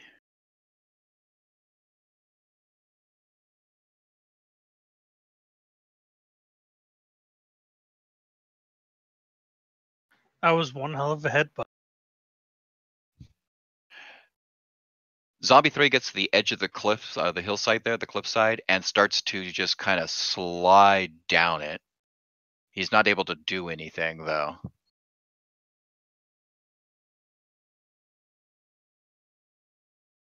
Crawling Claw 1. You're unconscious, so no attack of opportunity there.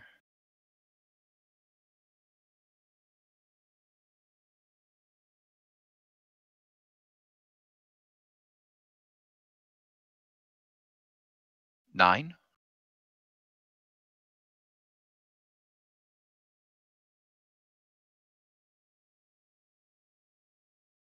I'm going to now turn my attention to zombie 1.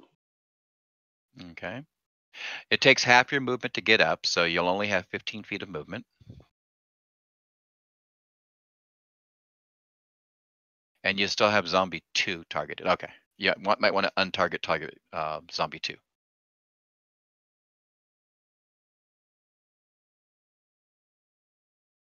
There we go.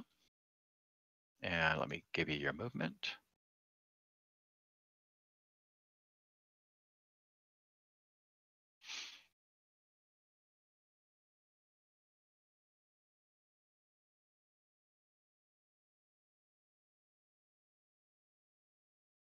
That's a hit.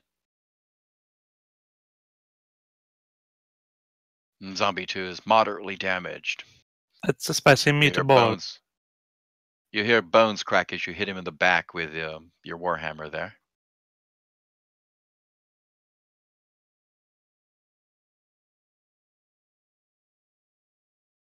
I'd be unconscious. Strike. At this moment, you're unconscious. Your turning ability drops because you're unconscious. Your sword, your spiritual weapon drops because you're unconscious. All right. This round, anybody who ran will be able to recover their senses, but they'll go back there. They don't necessarily immediately turn around and come back. So let's move that down to zombie 2. All right. He's not afraid anymore, and he just got hit by fire over here.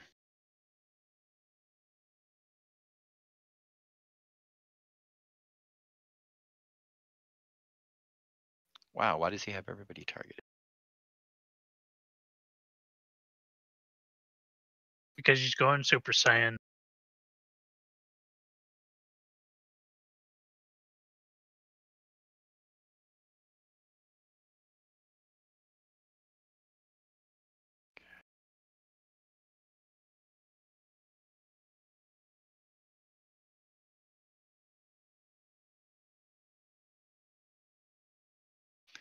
Okay, that would be a hit on Nirdik. He comes running into you while he's on fire.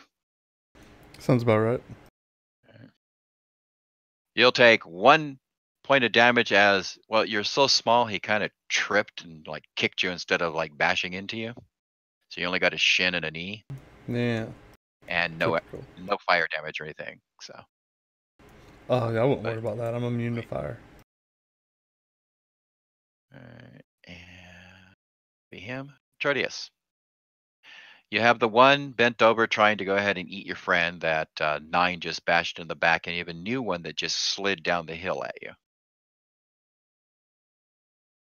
Okay, so if I use Green Flame Blade on one of them, the other one's too far away for the fire to jump, correct?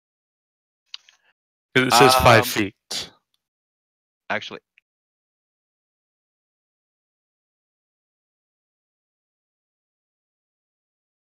after you make the hit, if it's going to jump, if you can make an Arcana check with a DC of 12, I will go ahead and let it jump in that you wait until the zombies are just close enough to do it. Because again, they're not static. People move around within those squares. Right. Wait, did you move him again? I did, because that's actually where he should be. He should have been right here below him. But Okay. he's okay.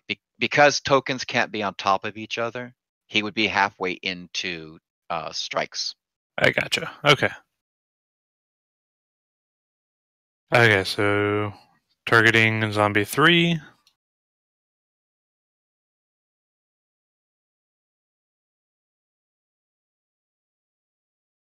That's a hit.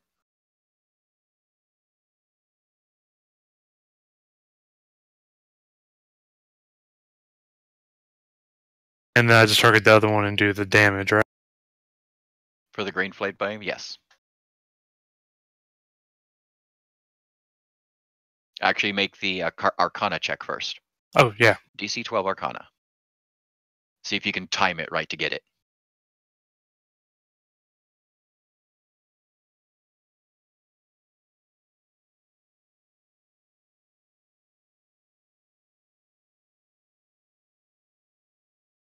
Okay.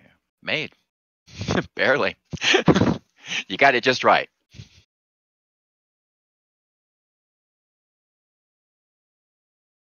Okay. So go ahead and give him damage. There we go. Okay. Any other actions? No, that's it. Okay. Nidok. You find yourself in melee with a zombie who's on fire. Yeah, that's the problem. So I'm gonna.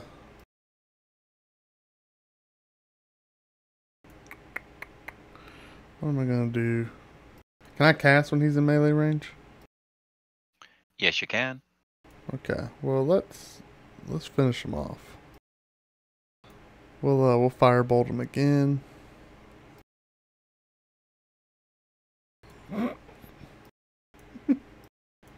How's that gonna go? Oh, great. Well, here, let's give you one of these as well. No, not that. Dum dum dum. I'm gonna roll all the way over here. Please let me be 30 feet away. Okay, so I'm gonna give you both of these. Magic's amazing stuff, guys. It's amazing stuff.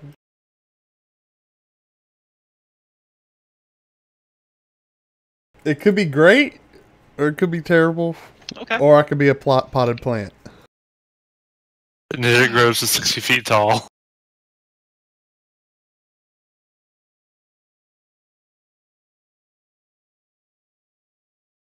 Okay. First off. I just can't control it.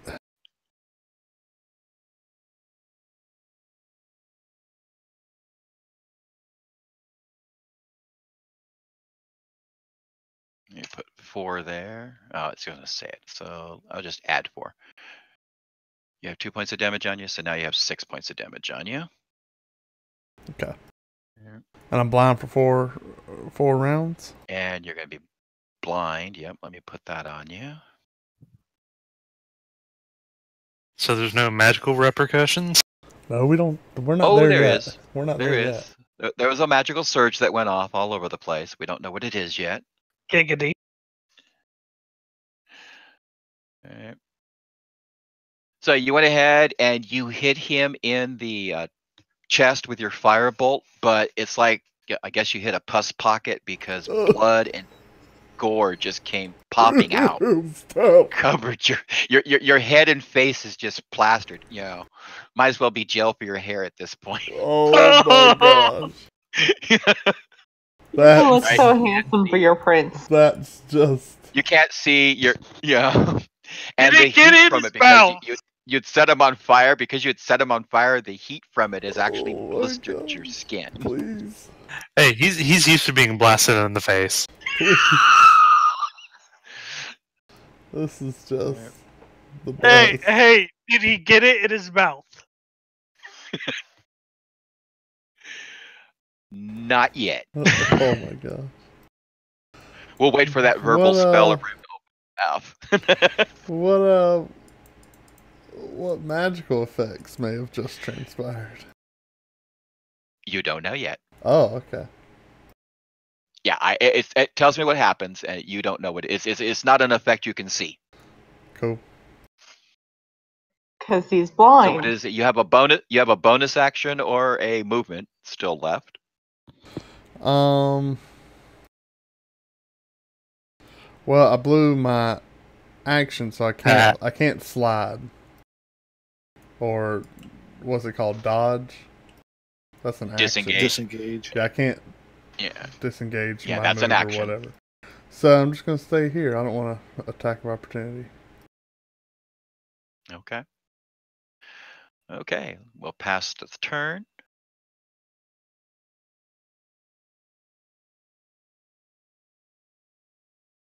Zombie 1. Where is he? Ah, yes. He's gonna eat my face. He's trying to. Nom nom nom nom nom nom nom nom. Alright. He chews into your face for 3 points of damage. I yell, "It's okay, we can amputate it so the disease doesn't spread." Zombie 3.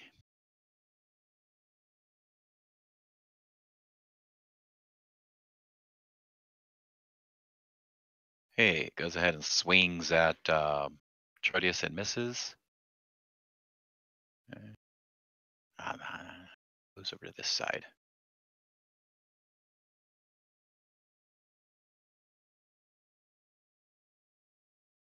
Okay.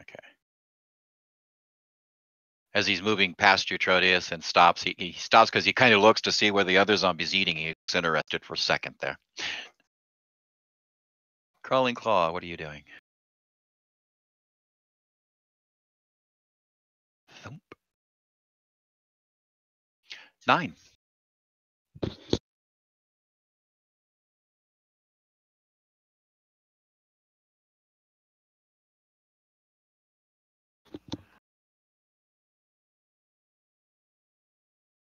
Nine, your turn.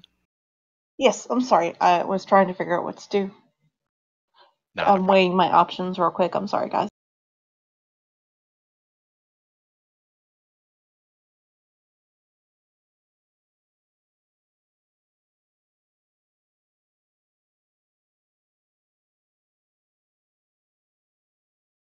Okay, I'm going to continue to smash zombie. Okay. She's playing croquet. Now, I will warn you that if you do score a critical, whatever damage you do to the zombie, half of that will be done to strike. Even with a side swing? That's only if you roll a critical.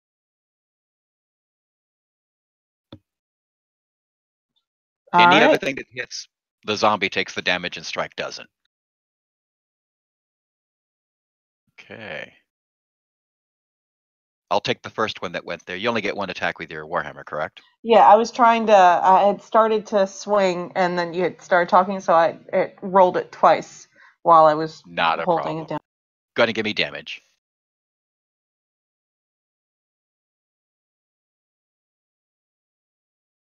That'll take out the zombie. Okay, that's zombie number 2. Where are you? No, zombie number 1. My apologies. Okay. Any bonus actions or movement? Oh, don't I have a healing potion? Can I pour that into his mouth as a bonus action?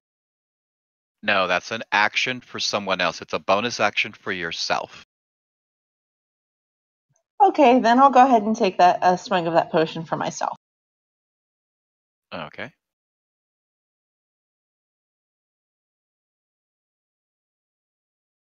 So go ahead and target. Do you have a potion on your action tab already set up? No, I don't. One moment.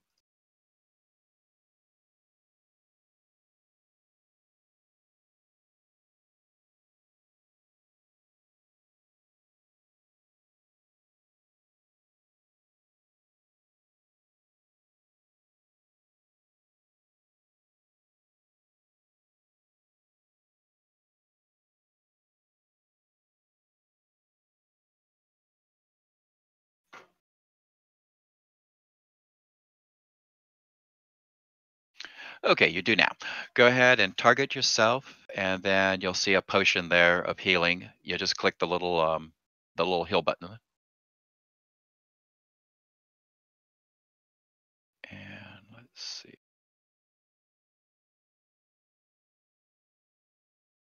There you go. And then you only had 2 potions, so on your inventory, go ahead and mark the 2 down to a 1.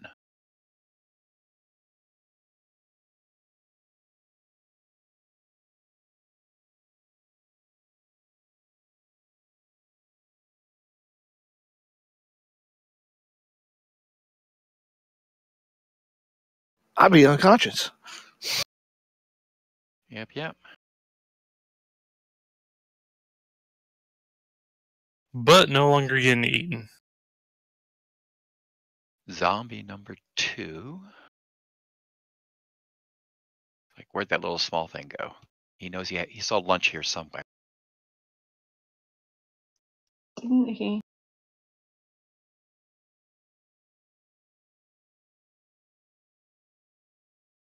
He missed.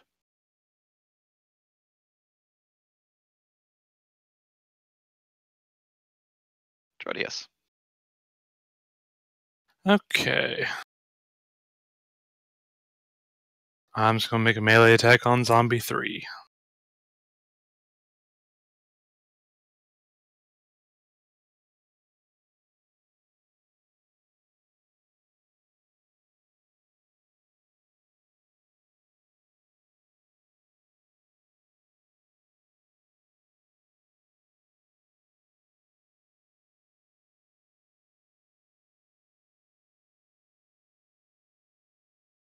And for giggles, I'll go ahead and do my Hexblade Curse. Okay. That'll be it. Let's try to firebolt this zombie on me again.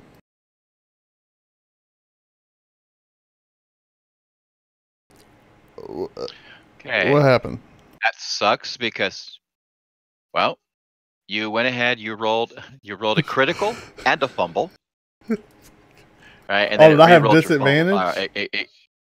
You have disadvantage because you're Oh. blind. Gotcha. All right, so it took the fumble, so you get to re-roll the 1. You get to re-roll the fumble, but you lose the critical, unfortunately. Okay. So go ahead and hang on a second. Give yourself advantage on the bottom left-hand side. You'll see the ADV button. Yeah. Go ahead and click that, and then roll 1 more to attack roll. There you go. Because as a halfling, you get to re-roll that. Okay, that'll be a hit. I should have re-rolled the first number 1. But hindsight's 20/20. I know that was this was my gentle reminder that you have that ability. Yeah.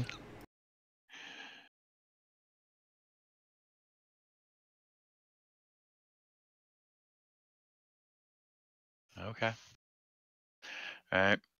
You go ahead and shoot him with the firebolt, doing critical damage to him, and the fire then bounces back, right, and surrounds your hands and your arms. Your hands and arms seem to be made of living fire. Ooh. All right. Which you quickly notice as because your arms are on fire, it sets the sleeves of your clothing on fire, and now your clothing's burning. This is just a bad day. Yes, this is a bad I execute stop, drop, and roll techniques that I learned from Smokey the Bear. Okay. All right. Move on to Zombie 3.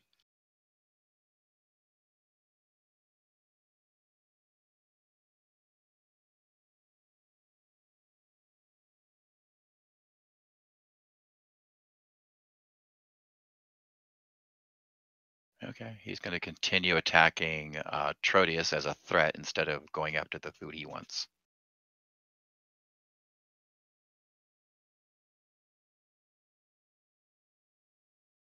And that'll be a miss. I pull off more sweet moves. Yep, you're like, shift to the side again. Nope. 9. Okay, I'm gonna go ahead and heal.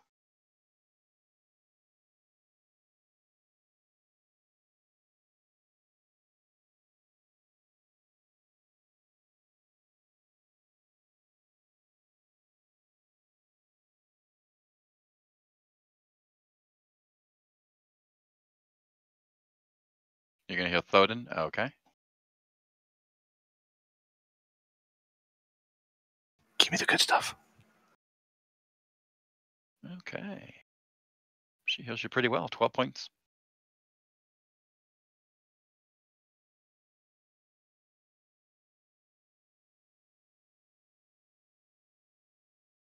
Am I still unconscious? That will bring you to. You will no longer be unconscious. Because it says when you take damage or get healing. So. Alrighty.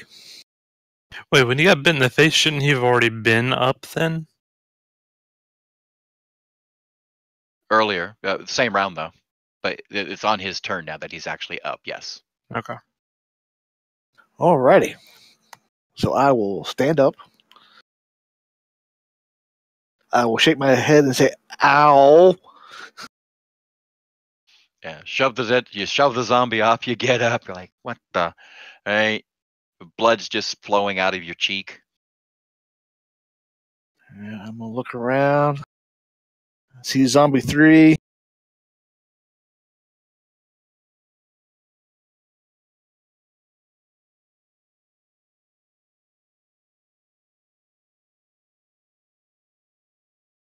And say, that hurt? Bash. Okay. He stands up, feels the wetness on his cheek, and just bashes zombie 3 with his mace, destroying it. Then I grab my head and say, ow! And pass my turn. Okay.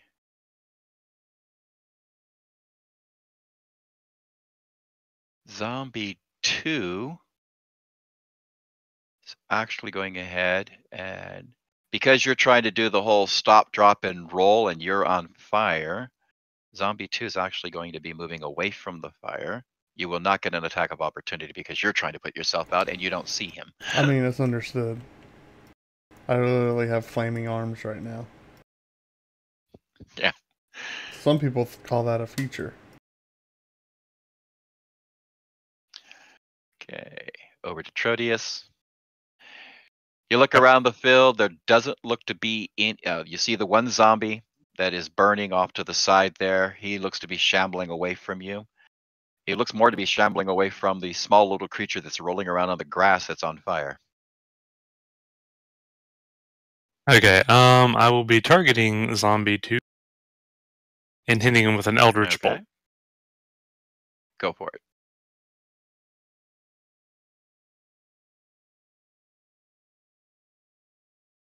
That'll be a hit. And that'll take care of Zombie 2.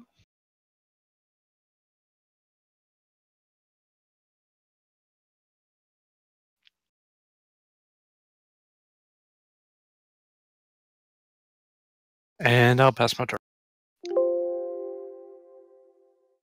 Nedurk. Let's see. Yeah, what's this fire status here?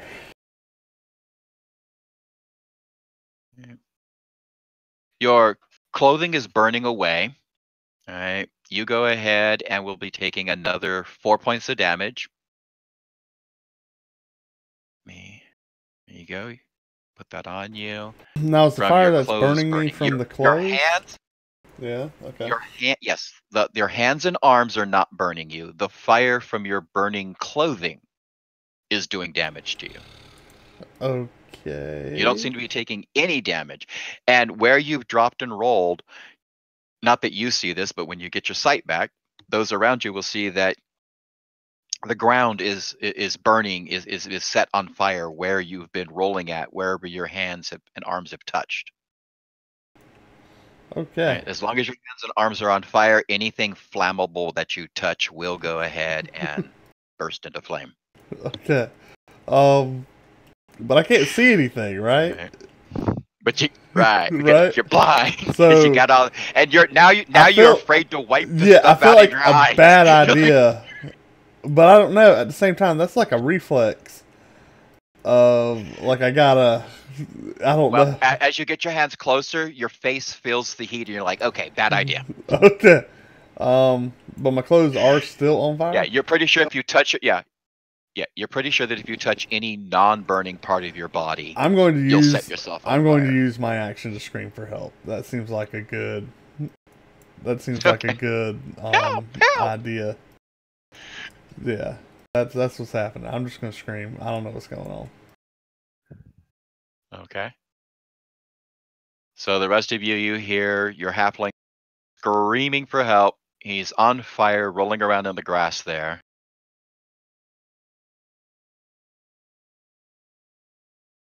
Setting more grass on fire. I'm going to take you guys out of combat. All right, so we're going to unlock the tokens. If anybody wants to go ahead and go rush over and help him. There we go. I got nothing. All right. Those of you that are spellcasters, which is all three of you, go ahead and make Arcana check. You should be trained in Arcana. Go ahead and make Arcana checks if you're proficient in it.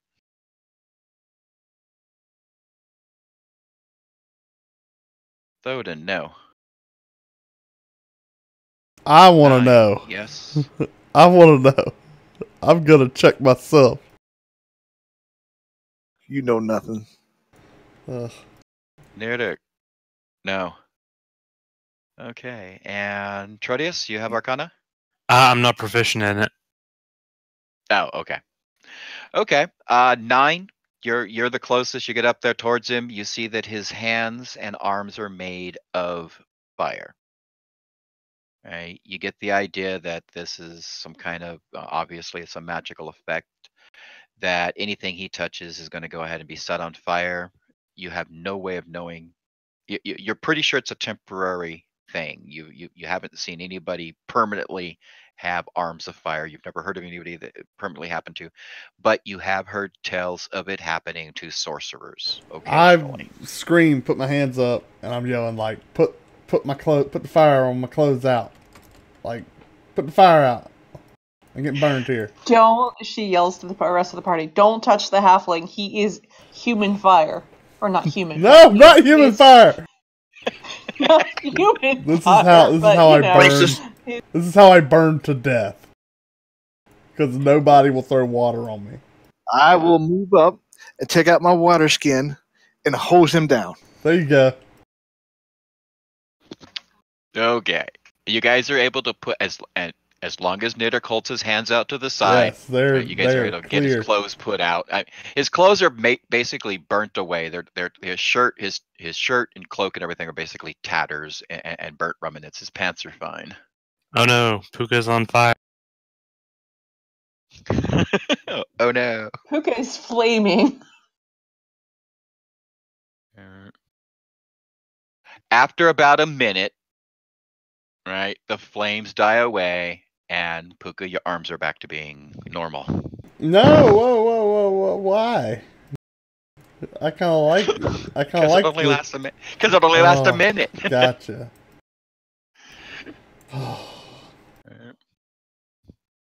Well, that was eventful. Did you need me to heal? Did you need me to heal you, child? Yep. Not feeling the best. Does baby have a boo-boo? Baby got a boo-boo.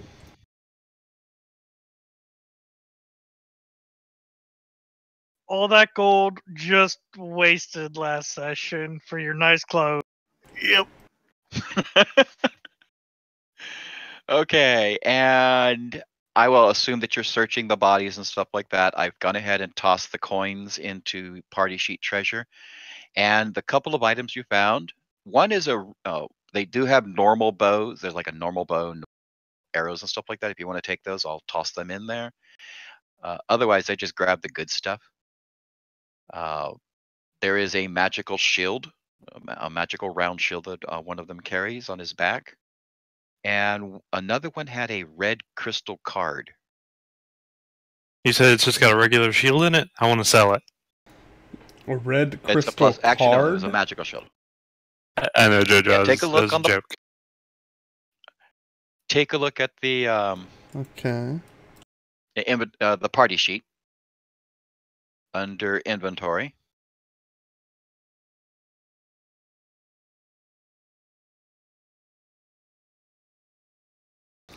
Huh.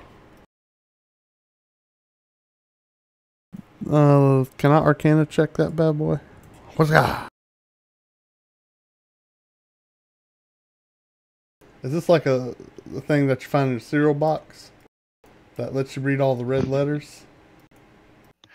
Who knows? You're looking at it.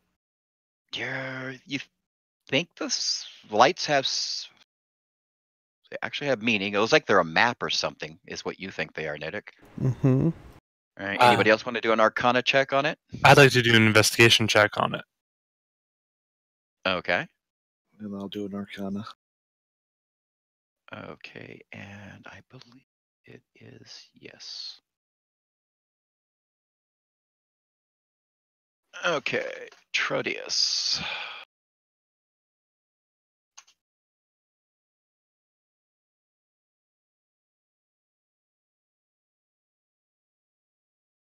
So if there are no objections, I would like to take the shield.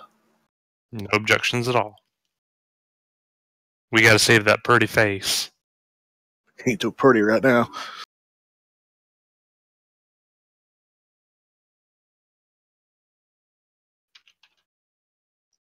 I'll go ahead and do an Arcana check too.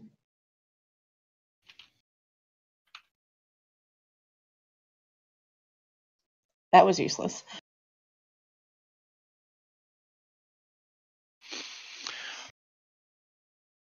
Okay, yeah. You don't know what the card might be, or what the static fields of light might mean. Nobody could decipher that. And Trodius got his information from the blinking lights.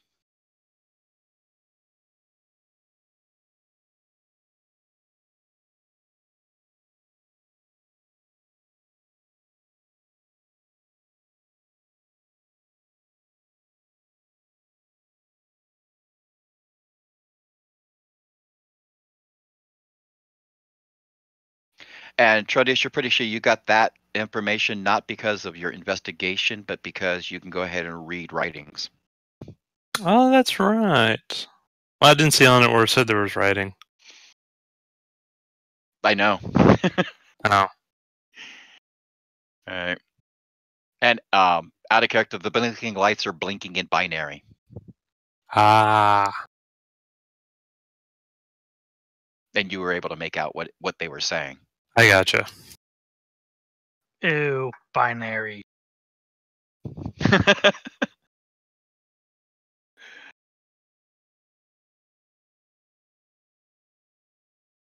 You said I couldn't tell what they said? Just that I could tell it was binary? I sent you a whisper Oh, there. sorry, I see it now. Okay, so from what I know of the language that it's blinking, it looks like that it's blinking two different patterns. One pattern says Excelsior, and the other pattern says security.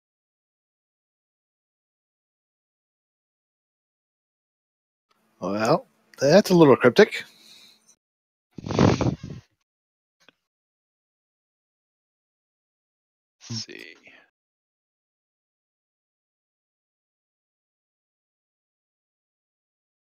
Did Stan Lee like bust his way into the game or something?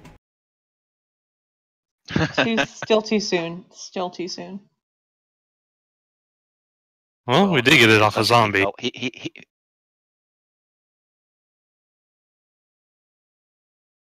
Does anyone want me to hit Trodius?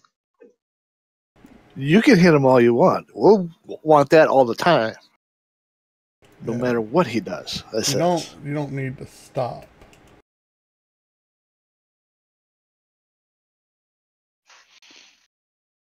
And we need you to key up the mic so we can hear his wails.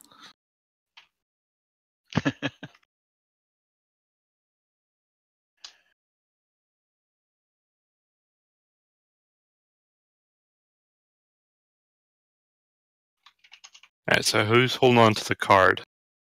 I'll hold on to it.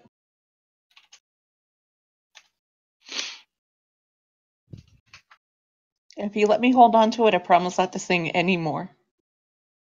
Yes, please And give it to there's her. a message there for you. There's a whisper there for you for information that you kindly glean.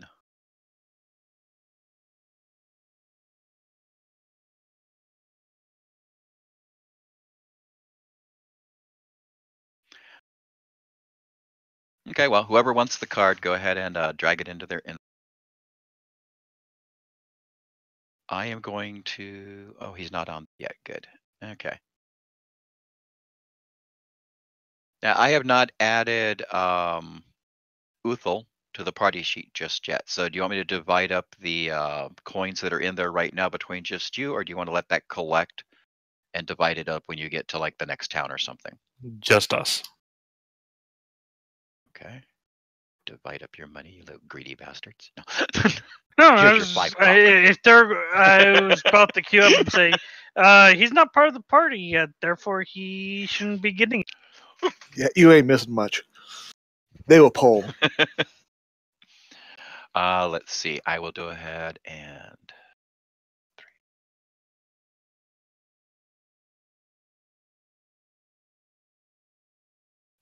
I'm sure the Ruby card of Marvel was worth more. It was shiny. That's why I took it. That, and if I were to have an encounter, I don't think Uthal would be sharing what he.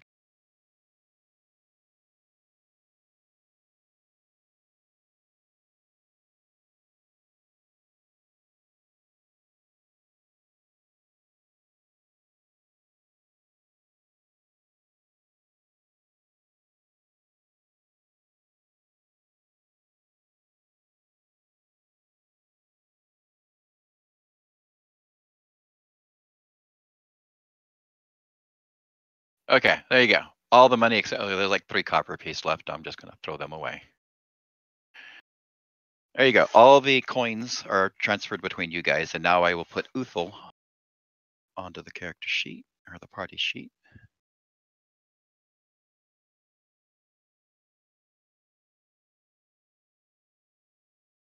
I'm guessing we're going back to the caravan now?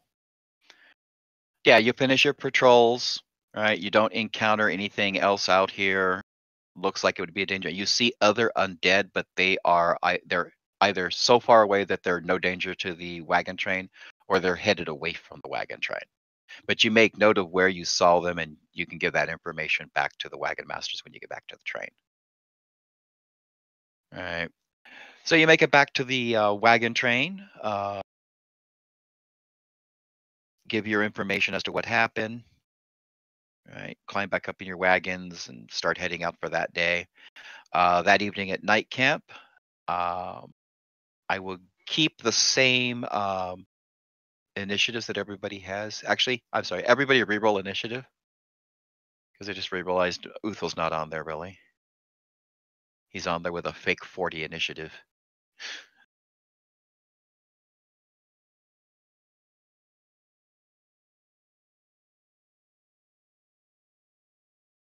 Uthal, go ahead and roll initiative.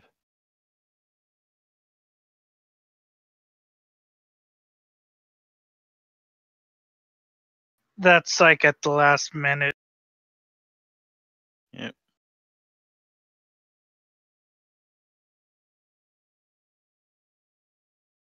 Get rid of the hiding, crawling claw. That was like, nope, I'm out of here.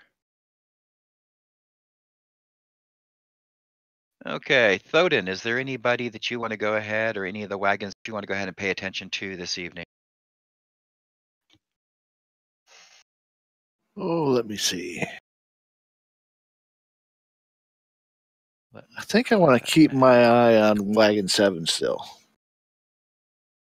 Okay.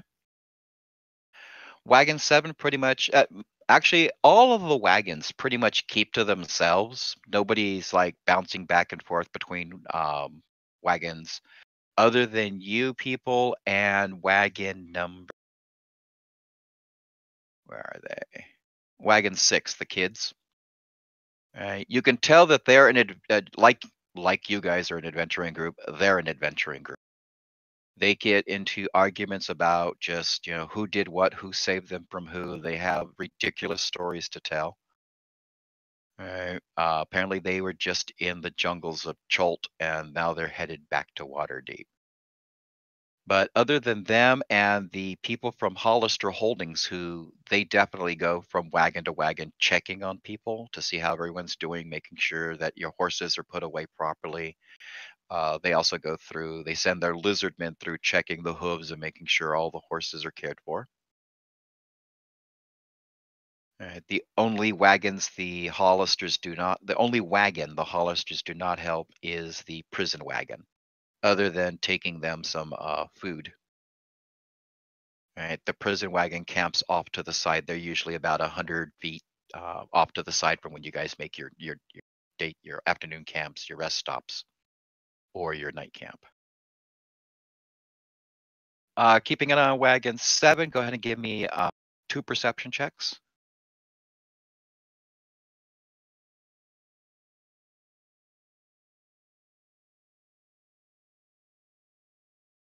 Okay. You do note again that everybody seems to be listening to what Olive has to say. They're talking about random rich people stuff. They seem very pretentious. The one guard that you noticed earlier, right? They have a heavy disdain for him. He doesn't seem to like them very much either. He keeps this distance from them, but they're always bossing him around, especially the one called Olive.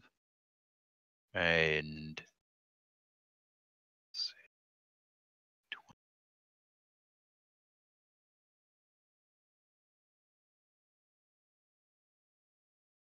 you do note that while they don't seem to be armored, at one point when they were coming out of the wagon, you did see several swords hung on one of the walls behind the seats, like in like shotgun rack. You saw like a sword rack back there on the wall, Okay. and there were at least 3 or 4 swords there.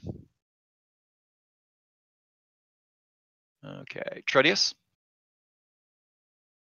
I think I'd like to go meet the Evanharts in Wagon 3. Okay, let's take a look at the Evanharts.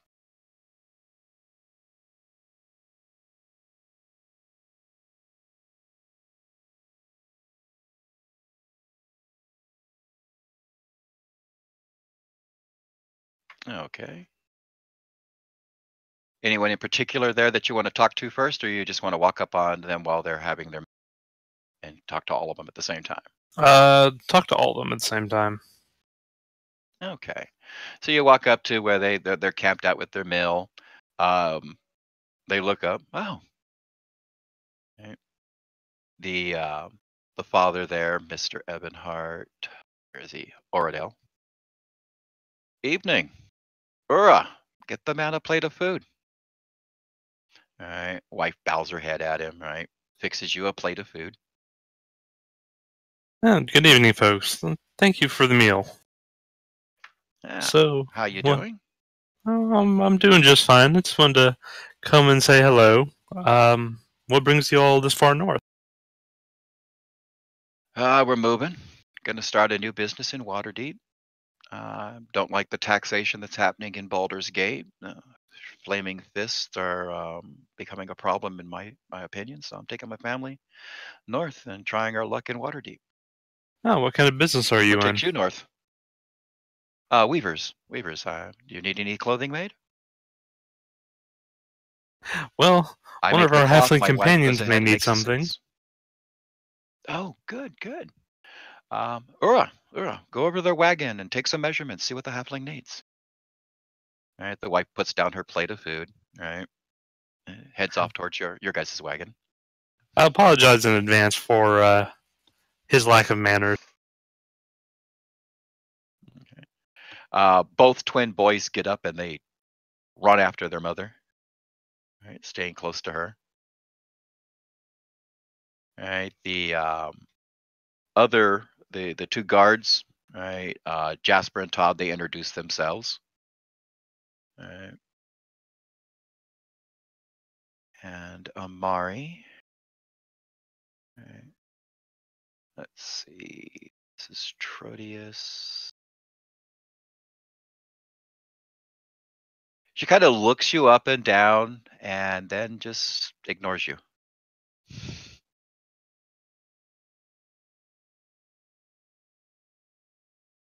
So what takes you north?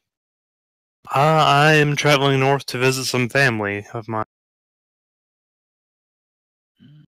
Been many, many years since I've seen them, and I just happened to finish up some work of mine that I was able to, pay my way. That's good. That's good.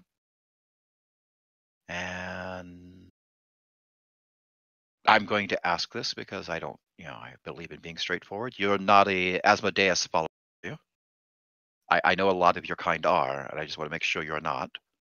Because if you are, I'm going to ask you to stay away from my children and my family. I am not a follower of Asmodeus. And look me in the eye and give me your word you're not. I can 100% tell you and promise you I am not. I will take you on your word then. And well met. Charlius, where do you want me to put all these Asmodeus statues and all these children's fingers?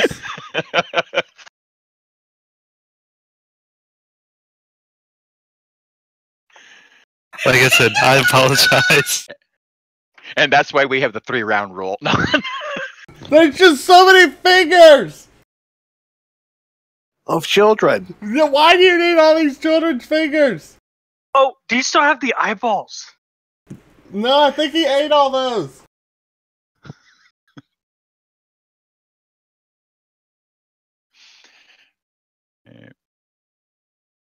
Oh, that reminds me. Actually, this is day 2. Oh, well, never mind. I actually had, there was a canister full of, an ice canister full of fresh eyeballs that Celis had sent. I was going to ask if you sent a care package. And I forgot to give it to you at the beginning. But yes, there is a. We can just pretend it's there. Yes. Yeah. You have a gallon. You have a gallon of eyeballs. Do we have any hand witches? He gives you about 40 eyeballs. No, he didn't send you any hand witches. No hand sandwiches. He did send you though a container of the dessert. Yes. So. Okay. Let's move. Next is 9.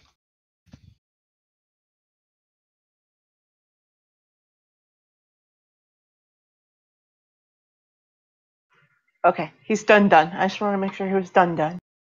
Are you done? Yes.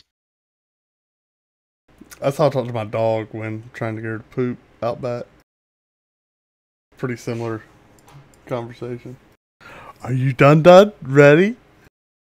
Is it 5? It's not 5. Okay. It's not time for Charlius's daily. No, that's 12:30. That's after lunch. Oh, is that why y'all had to leave at 5? Oh. No, I was just talking about his impeccable timing. But what 9 does is 9 is actually going to go ahead and stay in the carriage, and she's going to try to persuade the prince to join them and the next time they do guarding, but also persuade him that he needs to help them on their quest because it'll look really good for his kingdom. Can I roll to persuade him to join us? Wait, am I nearby? You can try. Go ahead. And are we all back in the wagon? You're getting measured for You're clothes. at the wagon until it's. I mean, do I hear this conversation happening? That information is imperative. 9 and Nirdik are still at the wagon because it's we haven't gotten to see what you guys are doing. You go after her, so yes, you are at the wagon. Okay. As part of this conversation is happening. And I rolled I rolled a 13 plus the 6. But what did you say? Okay. Well, she flirted with him a little bit. Try to get him to remind him that he's a strong male warrior and that of his kind, and then he should go ahead and join them in their quest right now. And it would look really great for politics if he was defending against. I interject and be like, he has no concern with the problems of these people. Besides, it'd be dangerous for him to oust himself without any guards or way to protect himself. He's too important.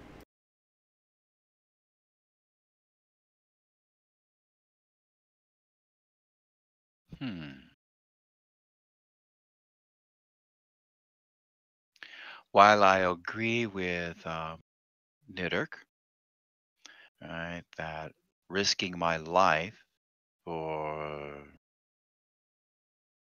adventure would be foolhardy, I also can agree that I need to go ahead and make some attempt, but not in this area. I'm not gathering any allies from here. The allies I'm going to need are those that are going to be either in the Moonshays or in Evermeet itself. But if you feel that you need my protection, I will of course accompany you on your travels when you go adventuring, milady, to go ahead and give you the protection that you need. I am more than happy to do that.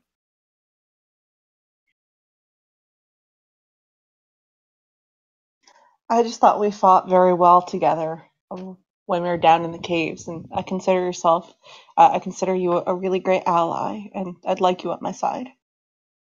I said, are you sure it's worth the risk to your own personal safety? The caves, he shudders. I said, are you sure it's worth the risk to your own personal safety? She sweetly touches his hair and reminds him that she was there with him and healed him in the caves, completely ignoring Nidric.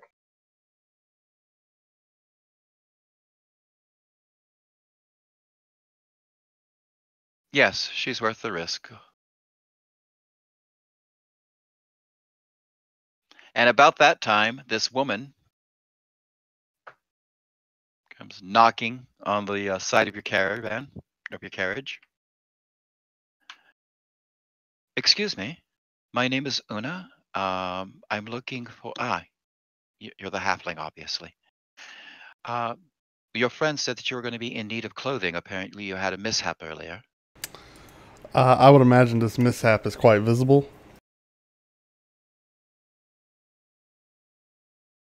Oh, I'm surprised you haven't changed. All right. She snaps her fingers a couple of times, right? And one of the little boys reaches around her into her apron pocket and pulls out a tape measure. Right.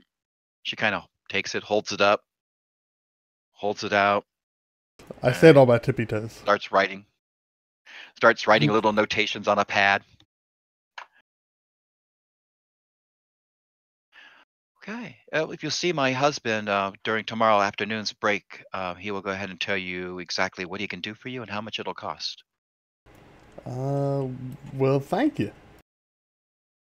You're quite welcome. Oh, my apologies. I'm Uthal. And this is Roy and Herschel. You see twin heads kind of just pop around her, right, on either hip. Well, howdy doody, little kids.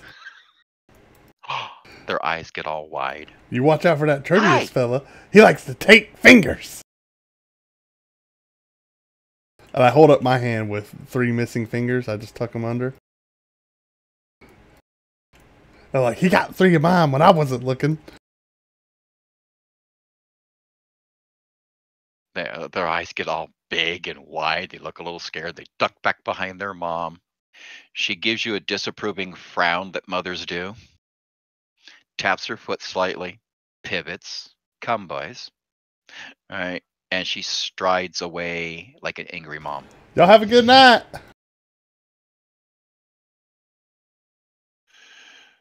Okay. Uthal. I mean, that wasn't an inaccurate description of Tertius, so... I'm trying to... See, everyone's like, I'm trying to keep those kids safe. Tertius is the type of person that would take your fingers. Character and person when you're not looking. He'd do it. So, on his travels, he noticed that Uthal has noticed that Wagon 11 has a doggo. Has a dog?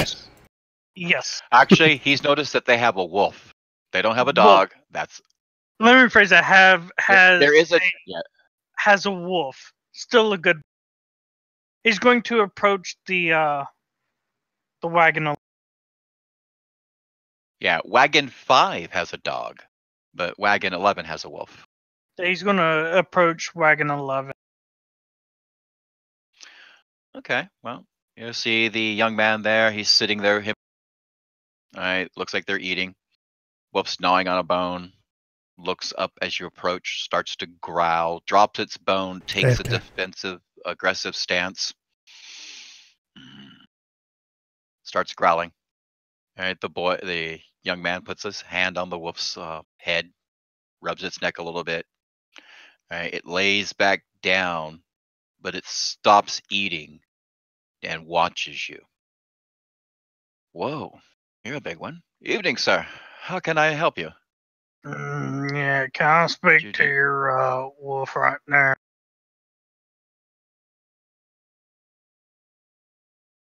I was You wanna told speak that to the wolf?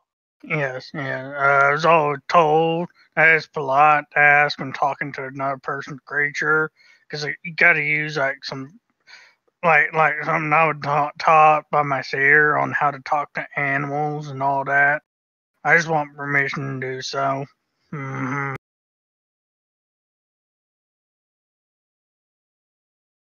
You sure? Still, young man wants to talk to you. He seems slightly interested, and then he kind of leans back and just kind of watches you to see what you do. I perform the speak with animals ritual. It's about a minute for me to set it up. Actually, it's 10 minutes. No, it's a minute. 10 No, no, for the casting time, because it's a ritual. I thought it was a minute. I'm sorry. No, the casting time is it's normally one action, but because it's a ritual, rituals are 10 minutes plus the action. Okay, and then it lasts for 10 minutes. Yeah, it has a duration of 10 minutes after you're done with the ritual. It takes 10 minutes to cast, and then it has a duration of 10 minutes. Whereas, Yeah. like the Beast Sense, 10 minutes to cast, but it's up for up to an hour that you concentrate on it. Yeah, he's going to Okay. he's going to inform. It's going to take about a good bit for me to get set up. So I'm just going to go ahead and start. And at that point in time, he's going to start performing the ritual. Okay. About 10 minutes later, right? He's been sitting here eating his food, watching you, semi-interested, right? The wolf never taken its eyes off of you. And you complete the ritual. All right. Do you want me to whisper you or just ask it? Depends. Do you want everybody? Do you want to just talk to the wolf and let everybody hear what's going on, or is this a secret between you and the wolf? Well, I mean, they're going to hear a series of growls between the two. Okay. Oh, is that So go how ahead. it works, or is it the dog Yeah. will growl Yeah. back, or the wolf will growl back? You're gonna be able to go ahead and talk to it. It's going to be able to understand you. It's going to be growling back. They're not going to really understand what it's saying. Okay. But I don't yeah. mind going ahead and I'll just speak. I don't mind. Okay. I mean, again, unless you're like, hey, wolf, I want to make a deal with you, kind of thing. I don't want my party to eat the halfling. You know? Yeah, no. No, you. Why does everybody pick on poor Niddirk? Okay. I know. Go ahead I and know you start got. talking. I know you got a keen sense of hair and smelling. You be sensing or smelling anything out of ordinary. Something you might need to be worried about.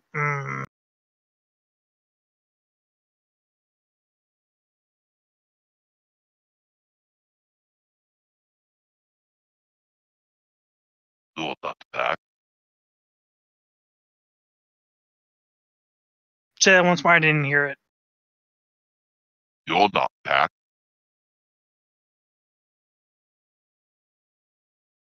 I think he said you're not pack.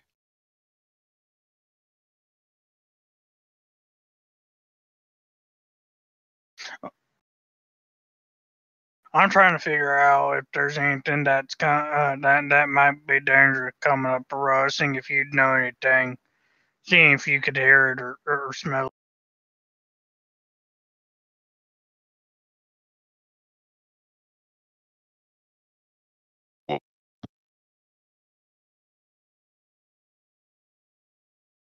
Wolf kind of looks around.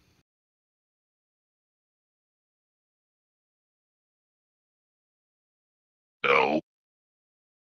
Danger, no.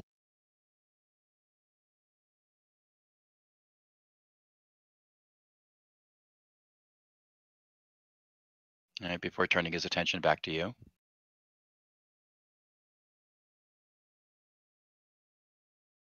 So you don't see or smell anything and all that. Is there anybody that might be following us?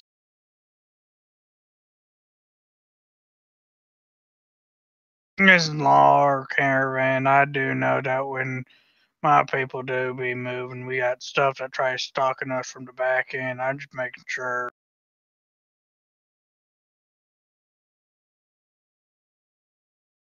Wolf goes ahead and sniffs the air, perks its ears. No. Danger, no.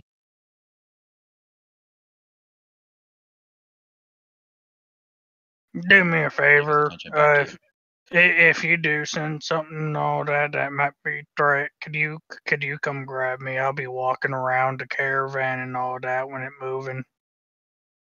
Mm-hmm. And also if Timmy falls in the well.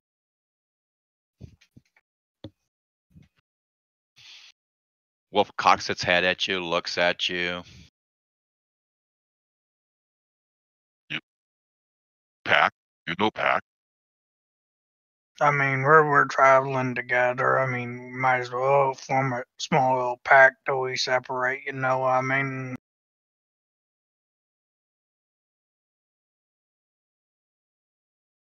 Watch your back, your watch mine type thing. Mhm. Obviously, Yeah, your pack comes first. And all that, but trying to protect the entire thing. You know, group effort, all that. Mm-hmm. Got to act as a pack.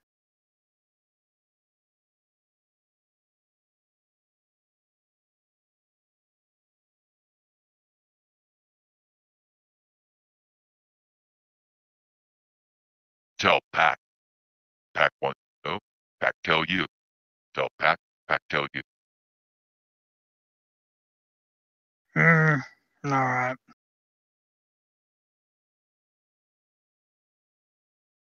At that point in time, Uthel's going to nod to the gentleman and toss a few scraps to the wolf and Okay. Wolf head back gobbles to them him. down. Okay. Make a perception check as you're leaving.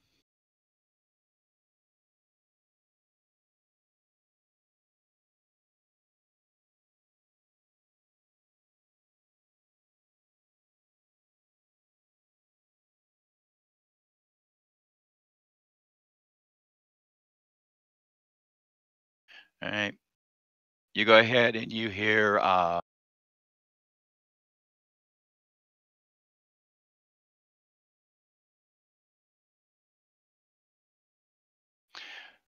you're the driver of the wagon, looking at the wolf going, so what do you want? All right. And the wolf is basically telling him that, you wanted him to warn you, right, if there's any danger.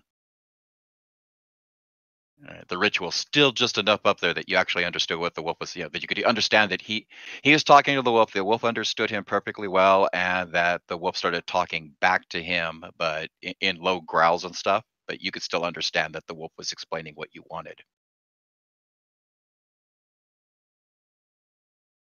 Okay. Uthel's just going to pass it off as everyone can do it.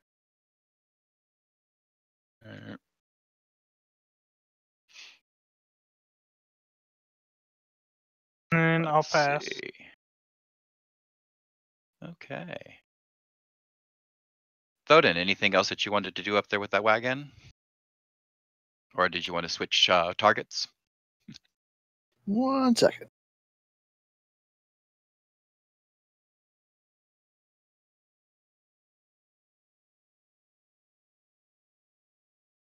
I'm assuming that we know basically all the wagons that are here. So I want to go up to the BAM wagon and see if they're serving up. Oh yeah, at when you guys set up for night camp, The BAM wagon goes ahead and sets up their bar. All right, the twins start making their way through, hawking the different brews they have. Let's see here.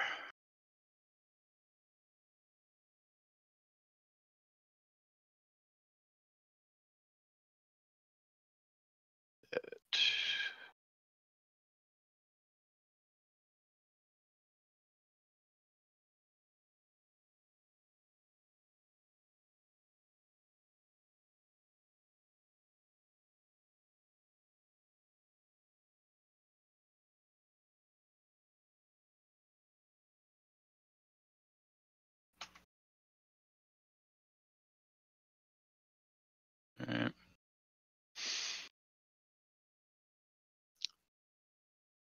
It's like they have a patter of cells that they talk to everybody about, and in each one of those, you'll see that they have prices for the different types of beers. If you guys want to try any of the different beers and ales that they have for sale, Back.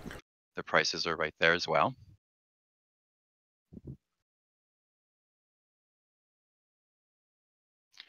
All right.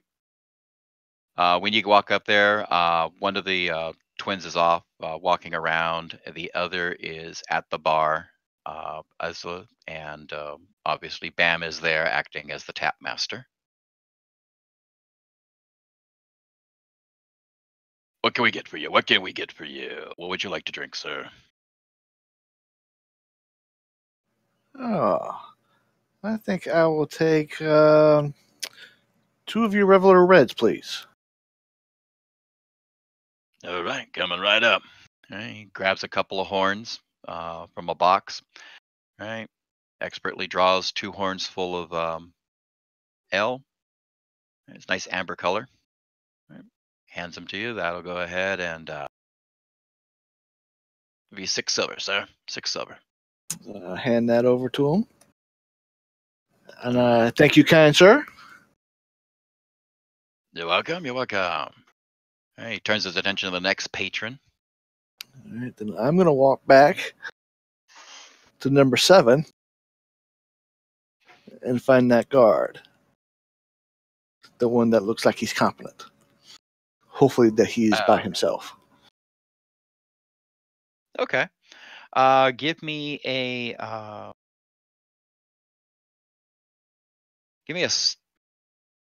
insight check.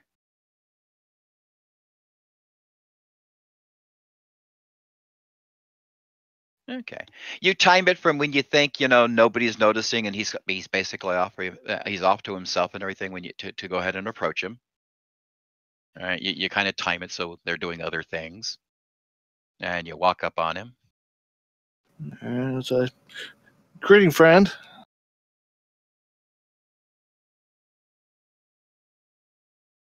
He looks slightly startled for a second because something. Good evening. Can I help? You're cutting out, Jojo. Good evening. Can I help you? I was just coming back from getting myself some tasty beverage and thought that you might like one. I can't help but notice that you don't have quite the best duties going on at the moment. I hand him over one of the horns.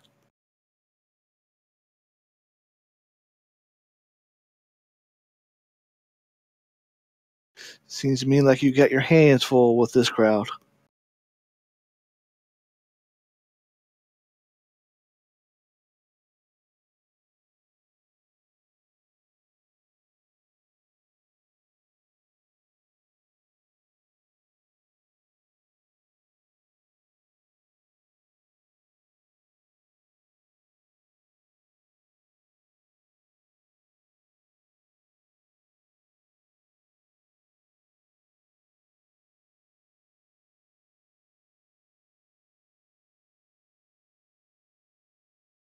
Okay.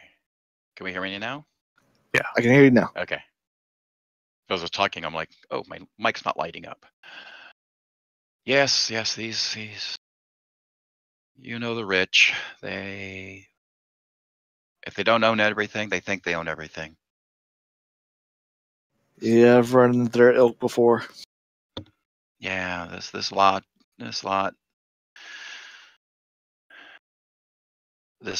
mean, I don't know what to say about them other than I can't wait to get somewhere where they're not going to be. I can't wait for them to get to their destination.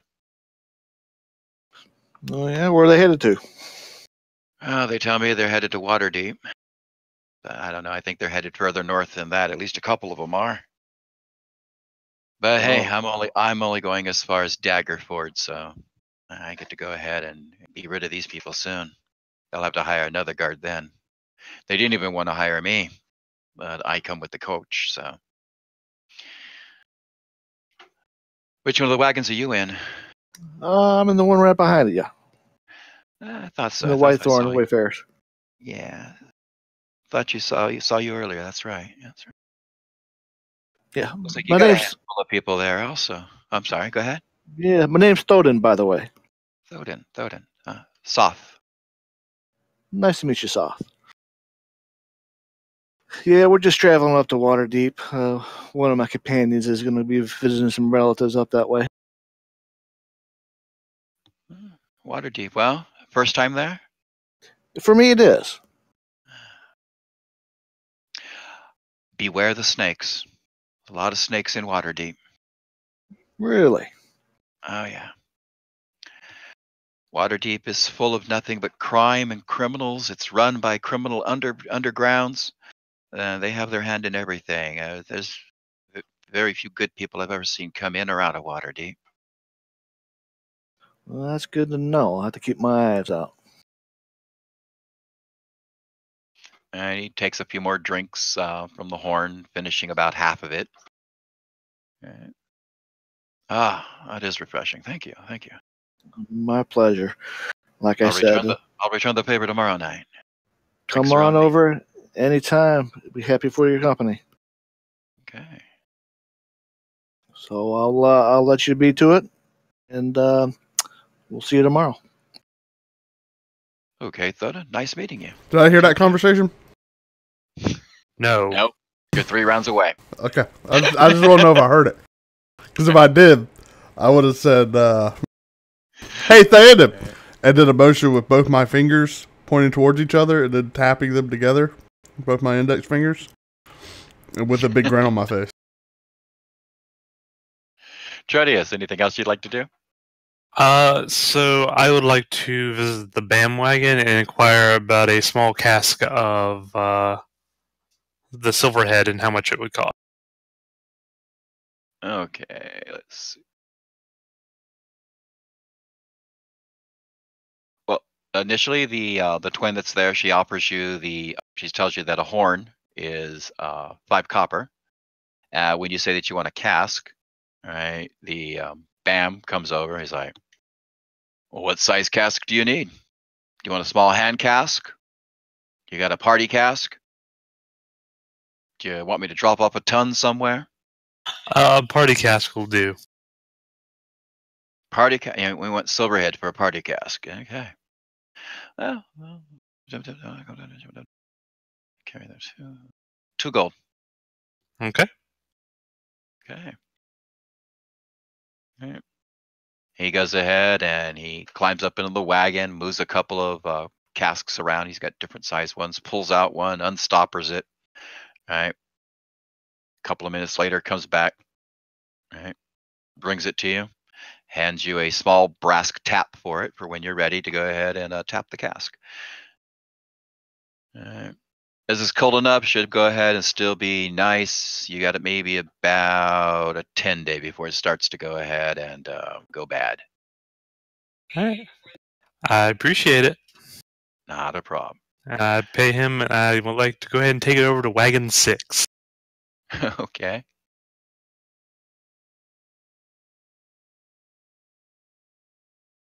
I'll walk up to them and say, hello, people. I happen to purchase this fine cask of brew here. Would anyone like to share it with me? They all jump up. Yes! Yes! Yay! All right. Pedigree! Somebody else is buying drinks. All right. The one guy in the raven feathered cloak, he's like, okay. Like, I care. Thank you for buying drinks. But hey, I want drinks. Right?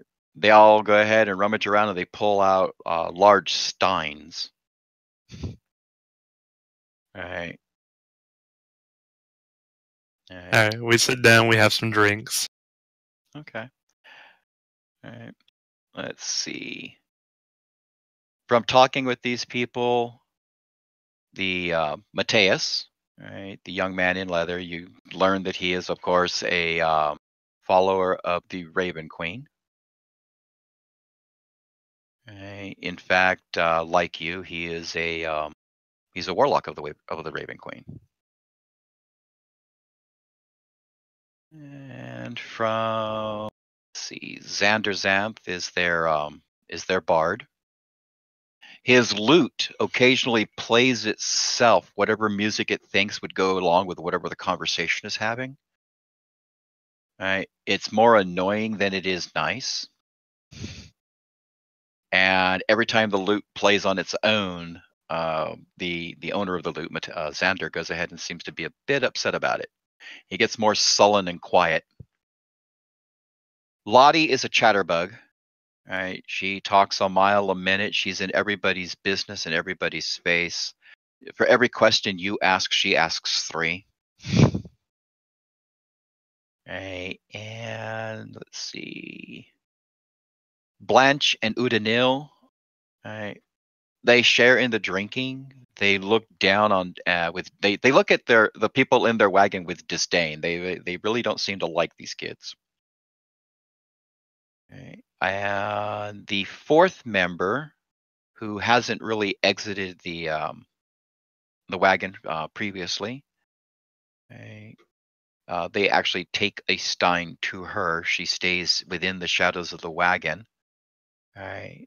But every now and then you can see that it's a type of elf. It's there. And the only thing you can really make out, again, the only thing you make out from her is, as it says in her description, she's covered head to toe in black cloth. The only flesh that really shows on her is her eyes and her ears. And only the tips of her ears are really sticking out of the cloth much. Right. Her hands are covered in long silk black gloves. And the cloth that she's wrapped in is silk as well. So if you think of a traditional full functional Muslim garb, that's what this character is dressed like. Okay. All right. When she steps out to go ahead and refill her mug, you do notice that she carries she wears a couple of curved blades at either side. And she moves she kind of glides across the ground instead of walking when she moves. She's got really smooth movements. Right. She doesn't say much to you. She stops momentarily and touches Mateus's hand when he's upset to help calm him down. Right. And she goes ahead and goes back into the wagon or into the carriage.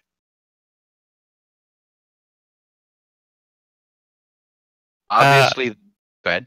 I was going to ask if, or I want to ask them about if they know anything about any dangerous groups in the area around Waterdeep.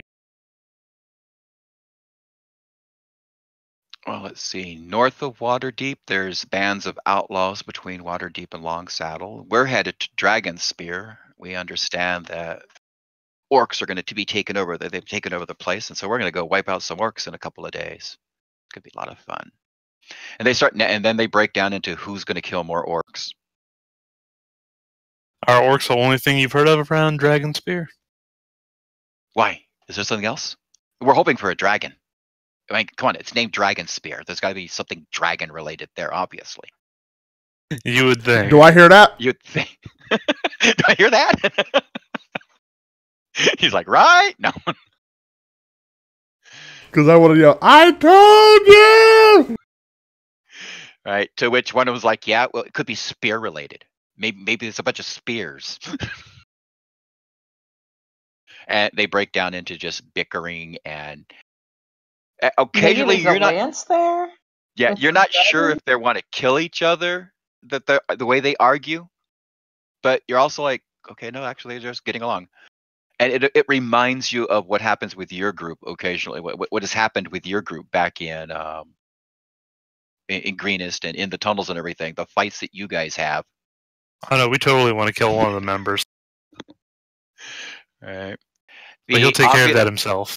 Yeah. Obviously, the Xander and Lottie apparently use Mateus for his money. That's all they talk about is, he's the rich one. That's why they call him Pedigree. They let you know, yes, his family's got tons of money in Waterdeep, and he pays for everything, and that's why they call him Pedigree. He doesn't deny any of it, but he doesn't. You can tell he's like, why are they talking about me like this? And after about maybe a half hour of spending about a half hour with them, you kind of understand why maybe Blanche and Udinil do not like having to listen to this constantly as their guards. Because the chatter between these people never cease. And after about a half hour, 45 minutes, you're able to go ahead and break away. You've finished in that half hour, 45 minutes. You've finished almost all the keg between them. They're constantly, they're just pounding back steins of the drink.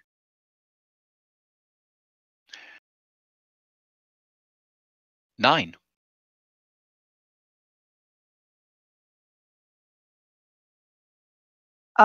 So I was gonna go join the revelry over Okay. at the and walk up and put my hand on Chorty's shoulder to announce that I'm there. Okay. So partway through that time there, Trodius, 9 comes up. Everybody, it's a new, fresh round of introductions. Hi, I'm Lottie. Oh, wow. All right. And Lottie's like, are you an angel?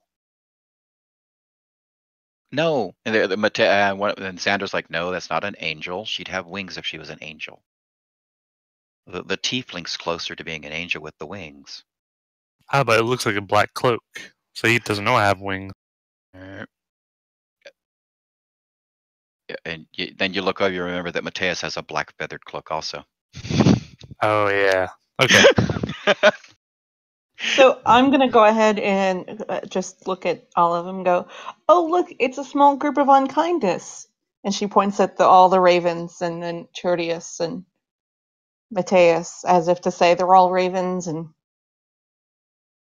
it's a group of... Can you not hear me? Yeah, I heard you. Okay. Yeah. And unkindness means a group of ravens, silly folks. Darn it.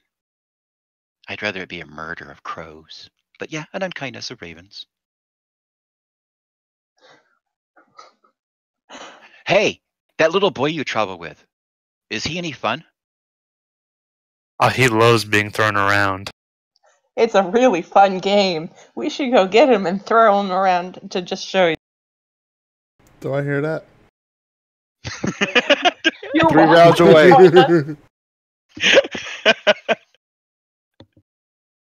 Really get the big dumb barbarian to throw. I set myself on fire. Make a I'll give you a perception check. Oh, really? Nidderk, because my spider being boisterous, they're yeah, you'll still be 3 rounds away kind of thing to move over there, but yeah, you'll hear nothing. What will I hear? You hear the howling wolves What in are the these distance. rolls?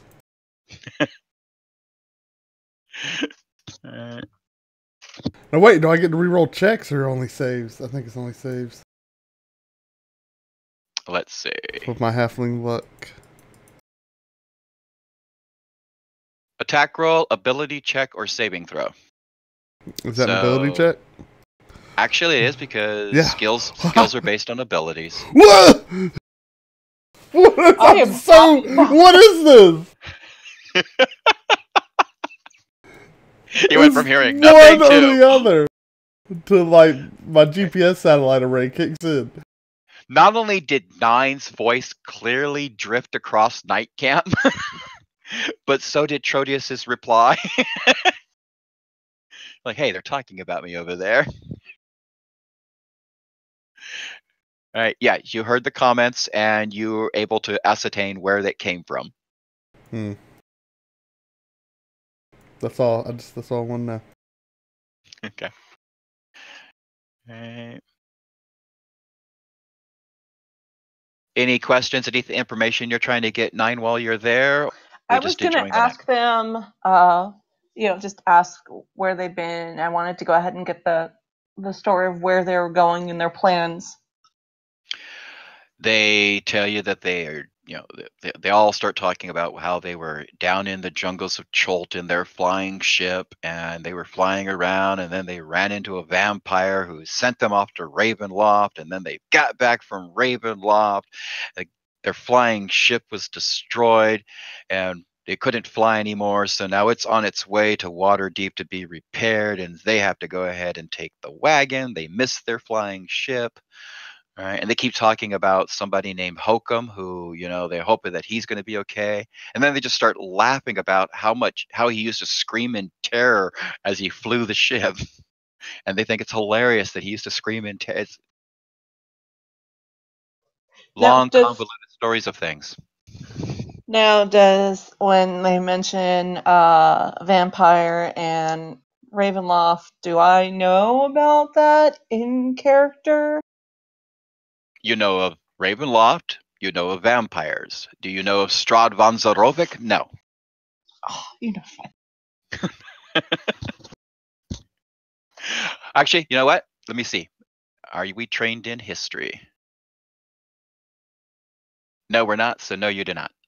No, the only thing I'm trained in is religion, so I guess I wouldn't have actually known that story. But as I was walking up, I heard something about dragons, and I heard something about spears. I was wondering if maybe I heard something about a lance and some dragons. No, they were talking. Oh, they're talking about how, it's Dragon Spear Castle. There's got to be something dragon related there. And Trotius, the exact same follow of talk that they talked about earlier about dragons and spears and obviously and stuff like that. They go through almost the same routine with her on how, well, there could be dragons. It could be something spear related.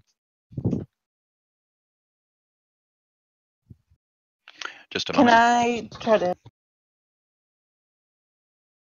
Okay, I'll see you later then. Bye. Okay. My apologies there. I wanted to go ahead and just start talking about. I wanted to go ahead and see if one of them knew more than the others about where they're going and what could be there. Can I roll insight?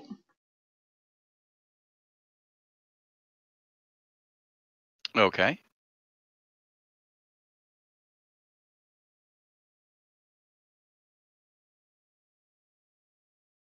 Because what I'm trying to do is figure out whose bright idea it was to go ahead and go there. You get the idea that it was Lottie's bright idea to go there because they had to take a carriage from Baldur's Gate to Waterdeep, and they looked at a map and they saw a place called Dragonspear. And then they asked about it and found out that orcs take over the place every now and then. They're not even sure if there are any orcs there right now. It's actually, Lottie is absolutely certain that there are orcs there and they have treasure, and she's going to fight them. I found my love. And how old is she? Lottie, you're looking. She's an Eldarin, and from the look of her, she's probably seen a couple of 100 years of life. You don't get to be a couple 100 years old by being wrong. All right. She's a petite Eldarin female wearing dark robes and a pointed wide brim hat that seems too large for her. She looks like your stereotypical witch costume.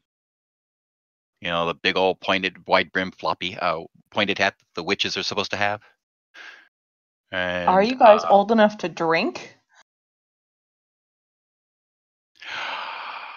I am, says Lottie. She points at Xander. He is. All right.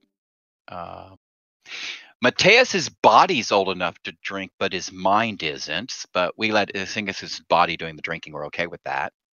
And of course, Quinn is old enough to drink. Are you old enough to drink? Maybe not.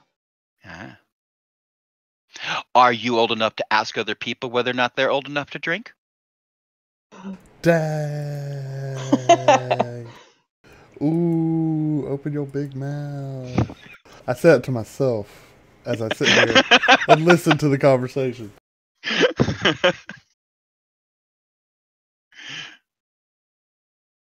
I am definitely old enough to drink. So are you an angel? She never did answer me. Oh, that's so sweet. No, I'm not necessarily an angel. Maybe an angel of death, but You're a half-breed, huh? You're like, she points at your blue friend. Okay, that's cool. we are no half-breeds. Are you really a full angel? No. Are you really a full human? No. Half-breed. No, I would never strive to be an angel, but I'm no half-breed. And she stomps off. Okay.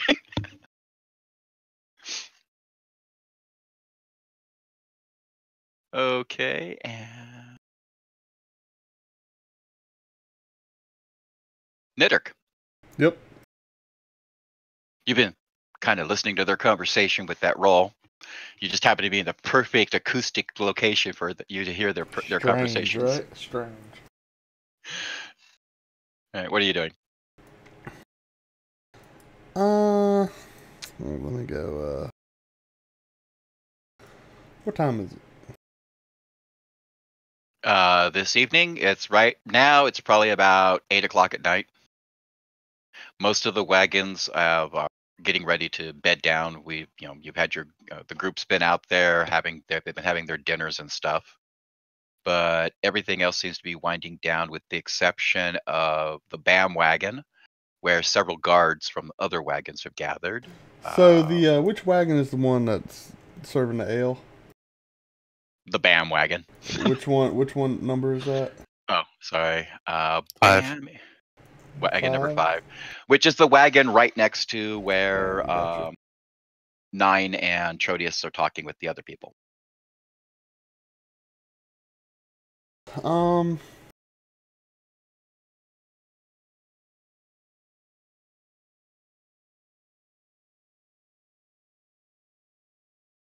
gonna walk up to the BAM wagon. Okay. One of the twin half elves is like, "Good evening. What would you like to drink?" And she goes on to her spiel about everything that they have to drink. I'll take a horn of. And she warns your you against the choice. wolf's head. Okay. Yeah, dealer's choice. Okay. So she goes ahead and she says that will be 3 silver then. As she pours you a horn of Reviver Red. All right.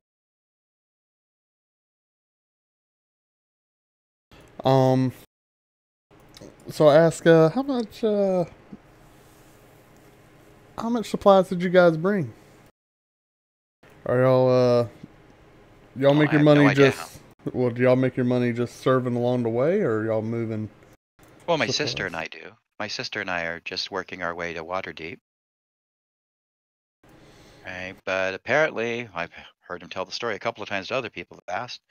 Bam goes ahead and he's taking this to his cousin, brother, uncle. I don't know. He's a dwarf. One of his close distant relatives up north, where he's going to drop off whatever supplies are left of southern ale that he brews here, and he's going to pick up a supply of northern ales from his cousin, and then turn around and repeat the route back this way. That's sounds like a good deal. So how many people have been coming to the wagon? You know, when we set up, how much traffic you guys get? Oh, well, we're doing pretty good. I think we've probably had at least a third of the train come through here. That's good. That's good. Yeah. We'll see Said, who our regulars turn out to be. So I tell you what, and I'm gonna give her.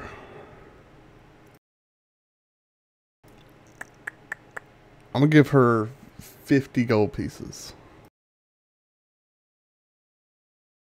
Okay. I want to pull her in close. I'm gonna say to a whisper. Say, y'all keep serving whatever until this runs out. To whoever asks. Tell them it's on the house. And if they ask from who, say compliments of the Dragon Cult. And I give her the money and walk away.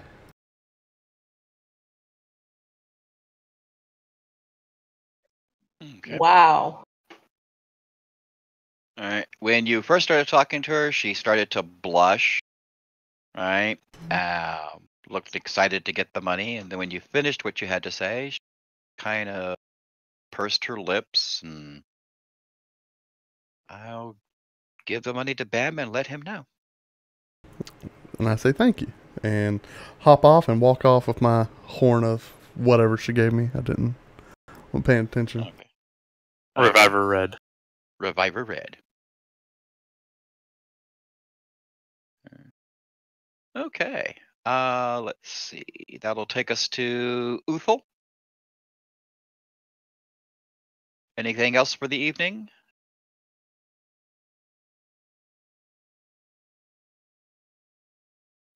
No, he's pretty much kind of walking around, bothering the other guards, seeing if they've noticed anything better than that. He's keeping to himself. Okay. Everything. Most of the guards, they let you know things are clear. Several of them are gathering up over at Bam's. A couple of the guards have invited you for a drink. Hey, if he gets invited, he'll take it up on. Okay. All right. The guards are going ahead, and most of the guards are buying Billy beer. It's the cheapest thing, so. Yeah. Not having to buy it at this point, or? You don't know yet. I don't know. Okay. Just curious. Okay, and Never had what do you call this bear? Never had. Give me a insight check.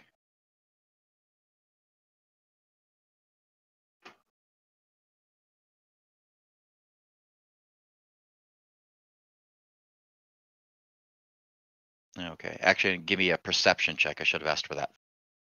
Should have been perception, then insight. Okay. You notice that. Which guard is it? Move combat tracker.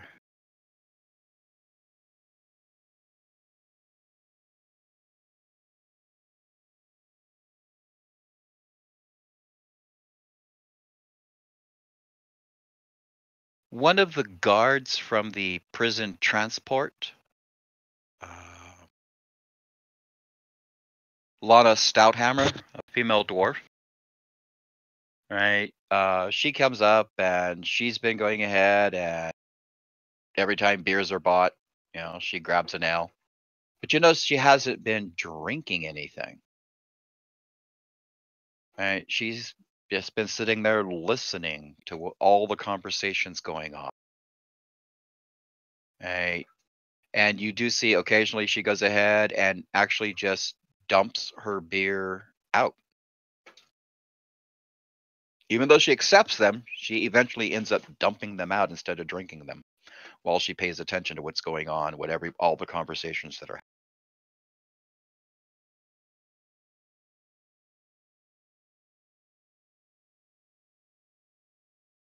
And she is wearing scale mail armor. She's got a full helm. And let's see, she's got a warhammer at her side and a shield bearing a looks like a fist, right, surrounded by a dark blue nimbus of light. So it's not exactly the flaming fist, but it's something similar, possibly.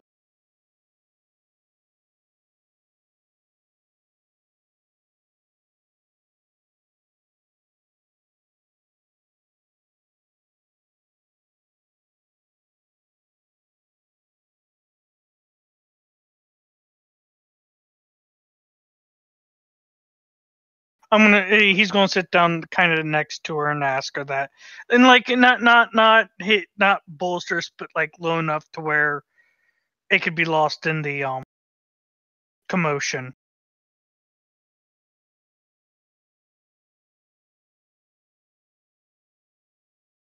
Because a guard who drinks on duty is not a guard, and a dwarf who refuses a drink is not a dwarf.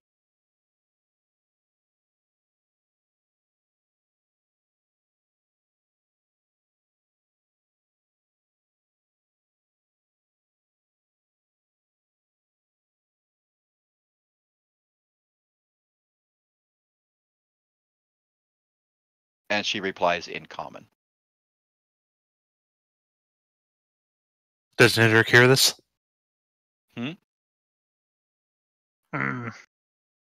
Well, Sorry, what was that? I missed that.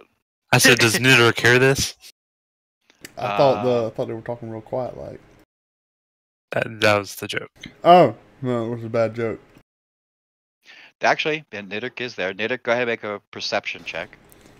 This is while Nidrik is talking to the one woman giving her the money and stuff.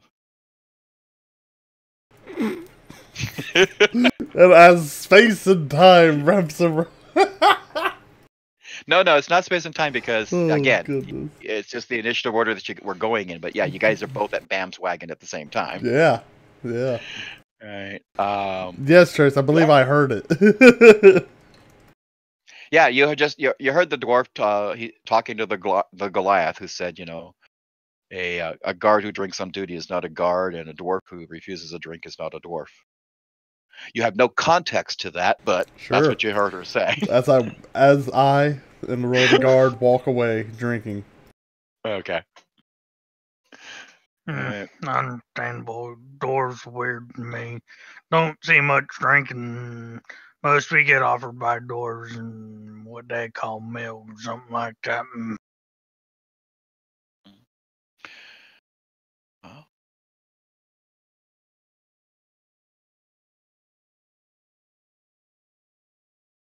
I'm not quite sure how to respond to that, but hey. Take it as you will. Y'all get mighty touchy when I try going back that way. There a reason for that. Just trying to make sure everybody working together. Our caravan. When we travel and all that, it happened to be that we normally all the guards work together. We're transporting 2 murderers and a rapist, so we don't want anybody getting back there accidentally. Suddenly. Makes sense. I mean, humans have strange customs. I know our tribe would sit there and go ahead and take care of it right then and there. No tolerance for that type of stuff. No, sir. Nope. This line of work, you see a lot of depravity from everybody, not just the humans. Yeah. Oh, and I'll let you be. He's going to stand up and kind of Miller back over to his wagon. Okay. Okay, and that'll be the end of your second day on the road. I'm going to stop here for just a moment to go ahead. Anybody needs to take a bio break or grab a drink refresher. Well, we've only got 30 minutes left. Do we? Yeah. Wow, times went by real quick today. Cool. Okay, well, I'm taking a 5-minute bio break then. You do what you want to do. I shall return.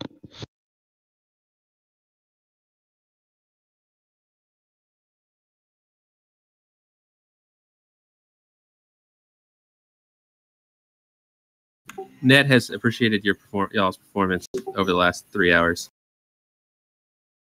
as we drove down the road.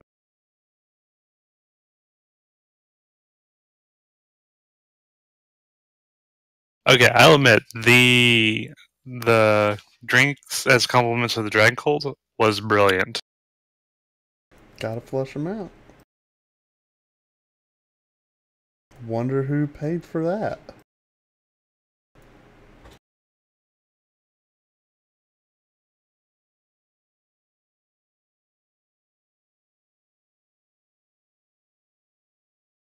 Y'all don't know my backup plan. My backup plan is I joined the Dragon Cult. It helped bring Tiamat into the world.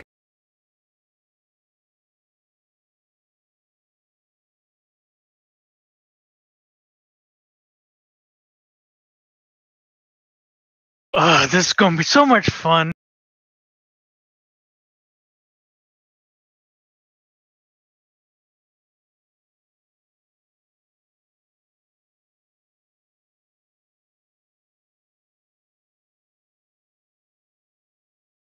I wonder how far you could be thrown, Neddark. I think the world may never know. I think it's an athletics check. I think I'm very proficient in that. I think we should have a competition.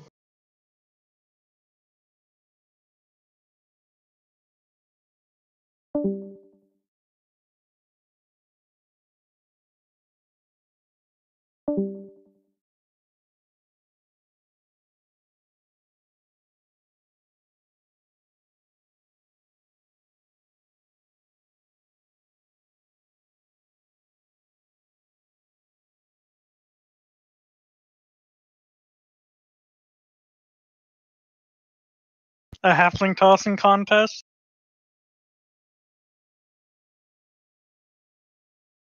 Why not?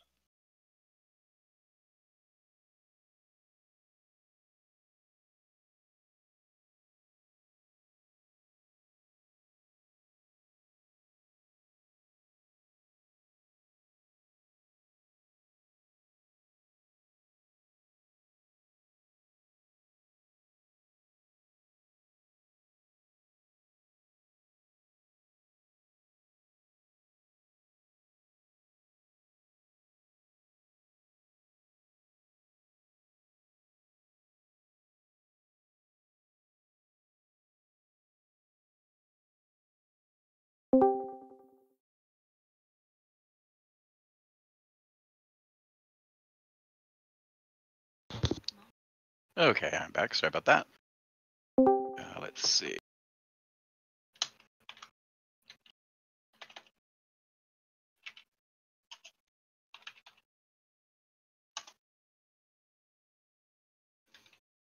So, is there at any point in time do we all kind of return to our wagon to sleep, or?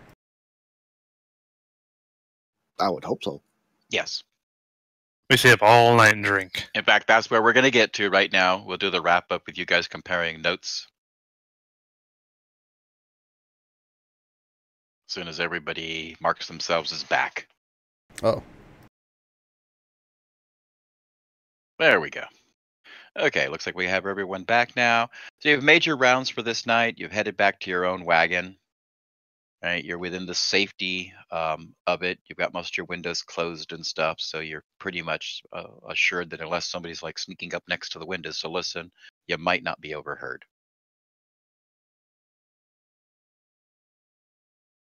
Right. And to help cover whatever you guys are talking about on the inside, Driver Darius, as he's getting ready for bed, starts playing a soft lullaby type song with a harp, right up on top of the roof of the wagon.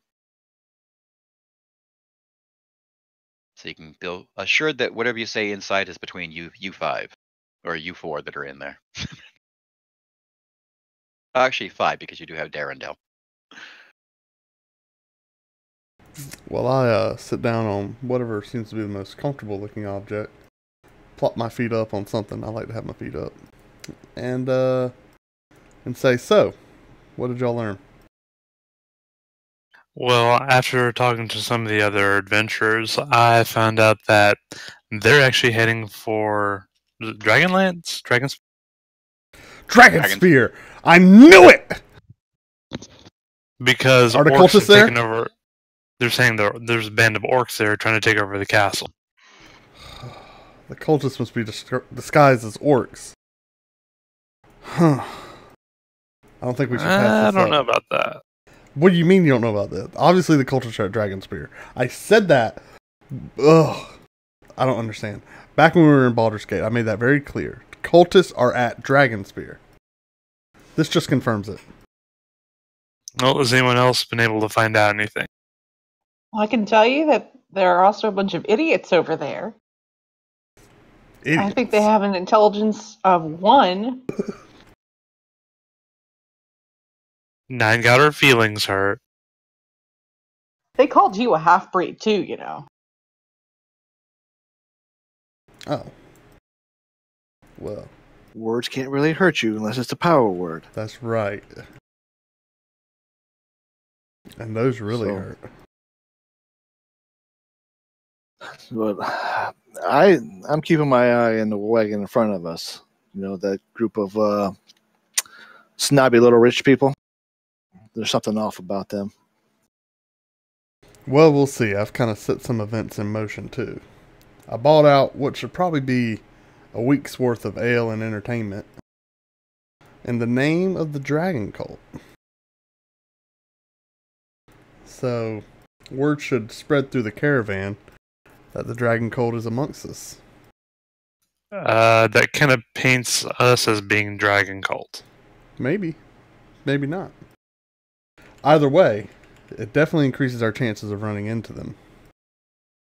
Because whoever the real Dragon Cult is going to want to know who paid for that ale. Well, this is very true. It also paints a big target on us. So I would suggest that we keep watch through the night then. Well, we do have the option of informing the wagon master of our plans and our charge. But we can't assume that he's also not working with the Dragon Cult. They could have, for the amount and what they're moving, they could have him, they could be holding someone hostage he has. He could be working unwillingly for them. We don't know. I hate to agree, but I actually agree with them. Like, informing that the leader, that's a bad idea because he, for one reason or another. The likelihood of him not knowing about the Dragon Cult is slim.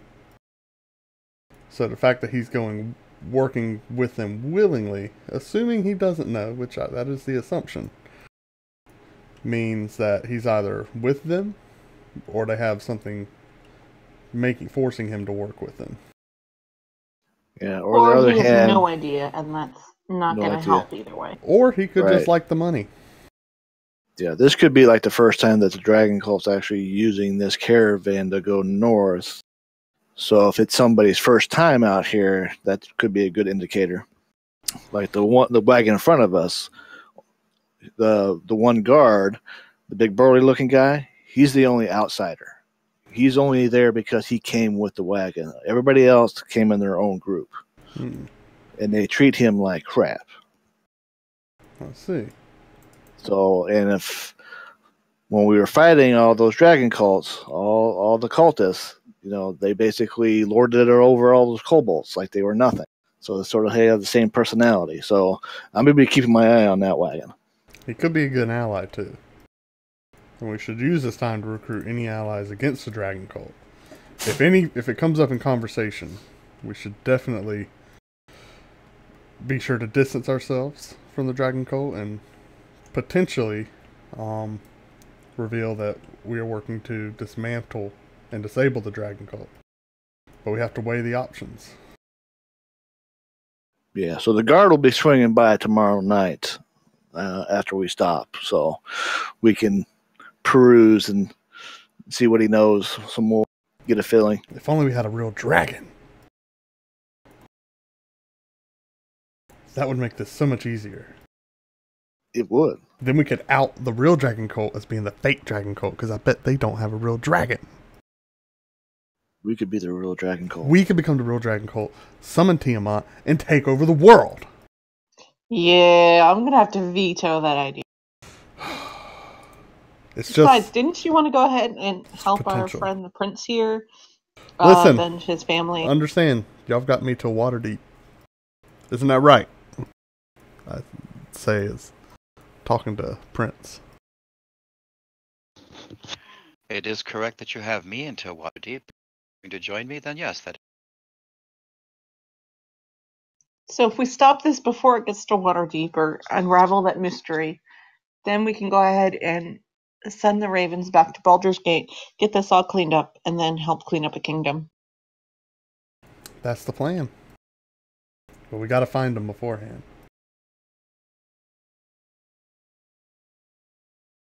Again, we just need to keep our eyes out during the day. We got to identify who they are first. Okay, I go night-night. Good talk. Yeah, and by the way, don't let the fact that the people in the cart in front of us are unarmed. I got a little quick glimpse inside their carriage. There's quite a bit of weapons in there. So if it comes down to it, we'll have a fight. What cart says they're unarmed? You'll see the cart in front of us, cart 7. The snooty people. Oh. They may be walking around unarmed, but there is quite a few weapons inside. You snuck in and saw that, or the guard told you? I got a glimpse of it when they were opening the door. Definitely could be cultists not wanting to attract unwanted attention. You say they have the mannerisms of the cultists we found. Yeah, and they're a closed group. Again, the only outsider is the one guard, the one big burly guard, and they treat him like crap and keep him out of everything. So, again, I'll be keeping my eye on him. You need to definitely work him, earn his trust. I'm sure the rich people are worried about their figure and they're eating romaine lettuce, so I'll have to go ahead and stop over tomorrow and make sure they're not poisoned. We don't want to put too much attention on them, especially after what I did last night or tonight. Yep. Again, I'm sure waiting to see how their mannerisms change could open up or reveal a lot. Yeah, we do need to. Since we have the ball in motion, we need to start keeping an eye out. And again, I suggest that we pull guard duty. It'd be quite easy for somebody to sneak in here, cut our throats, poison our food. Oh, in that case, I'll take first watch. And I'll take last. Okay, let's go ahead and go to the party sheet over there, up in the upper right-hand side, and under order, who wanted first watch? Trodius. How long's the watch? 2 hours? Depends on how many watches you want to take, yes.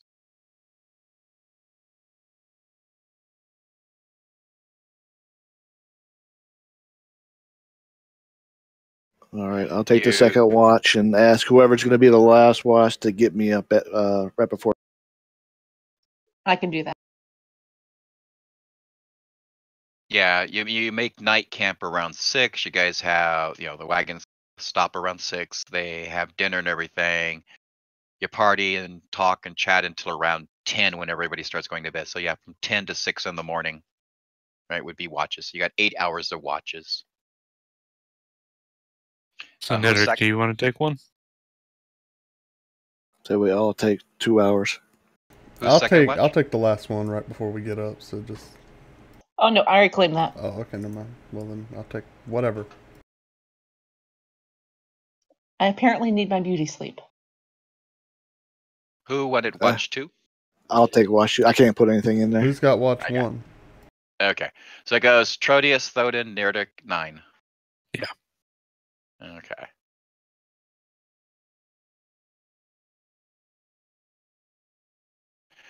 And Uthal, on your your carriage over there, right? They turn a few more cranks, and it goes from being 2 seats to being 4 seats in length that come out, so they're pretty wide for you to lay down on. And they've got a pull-down tarp that kind of slides down these sliders to form like a little impromptu tent in the back of the wagon, so you can lay down and be covered up inside of a tent. Okay. So you have your privacy in there. Such a cool wagon. He's snoring like a bear. Okay.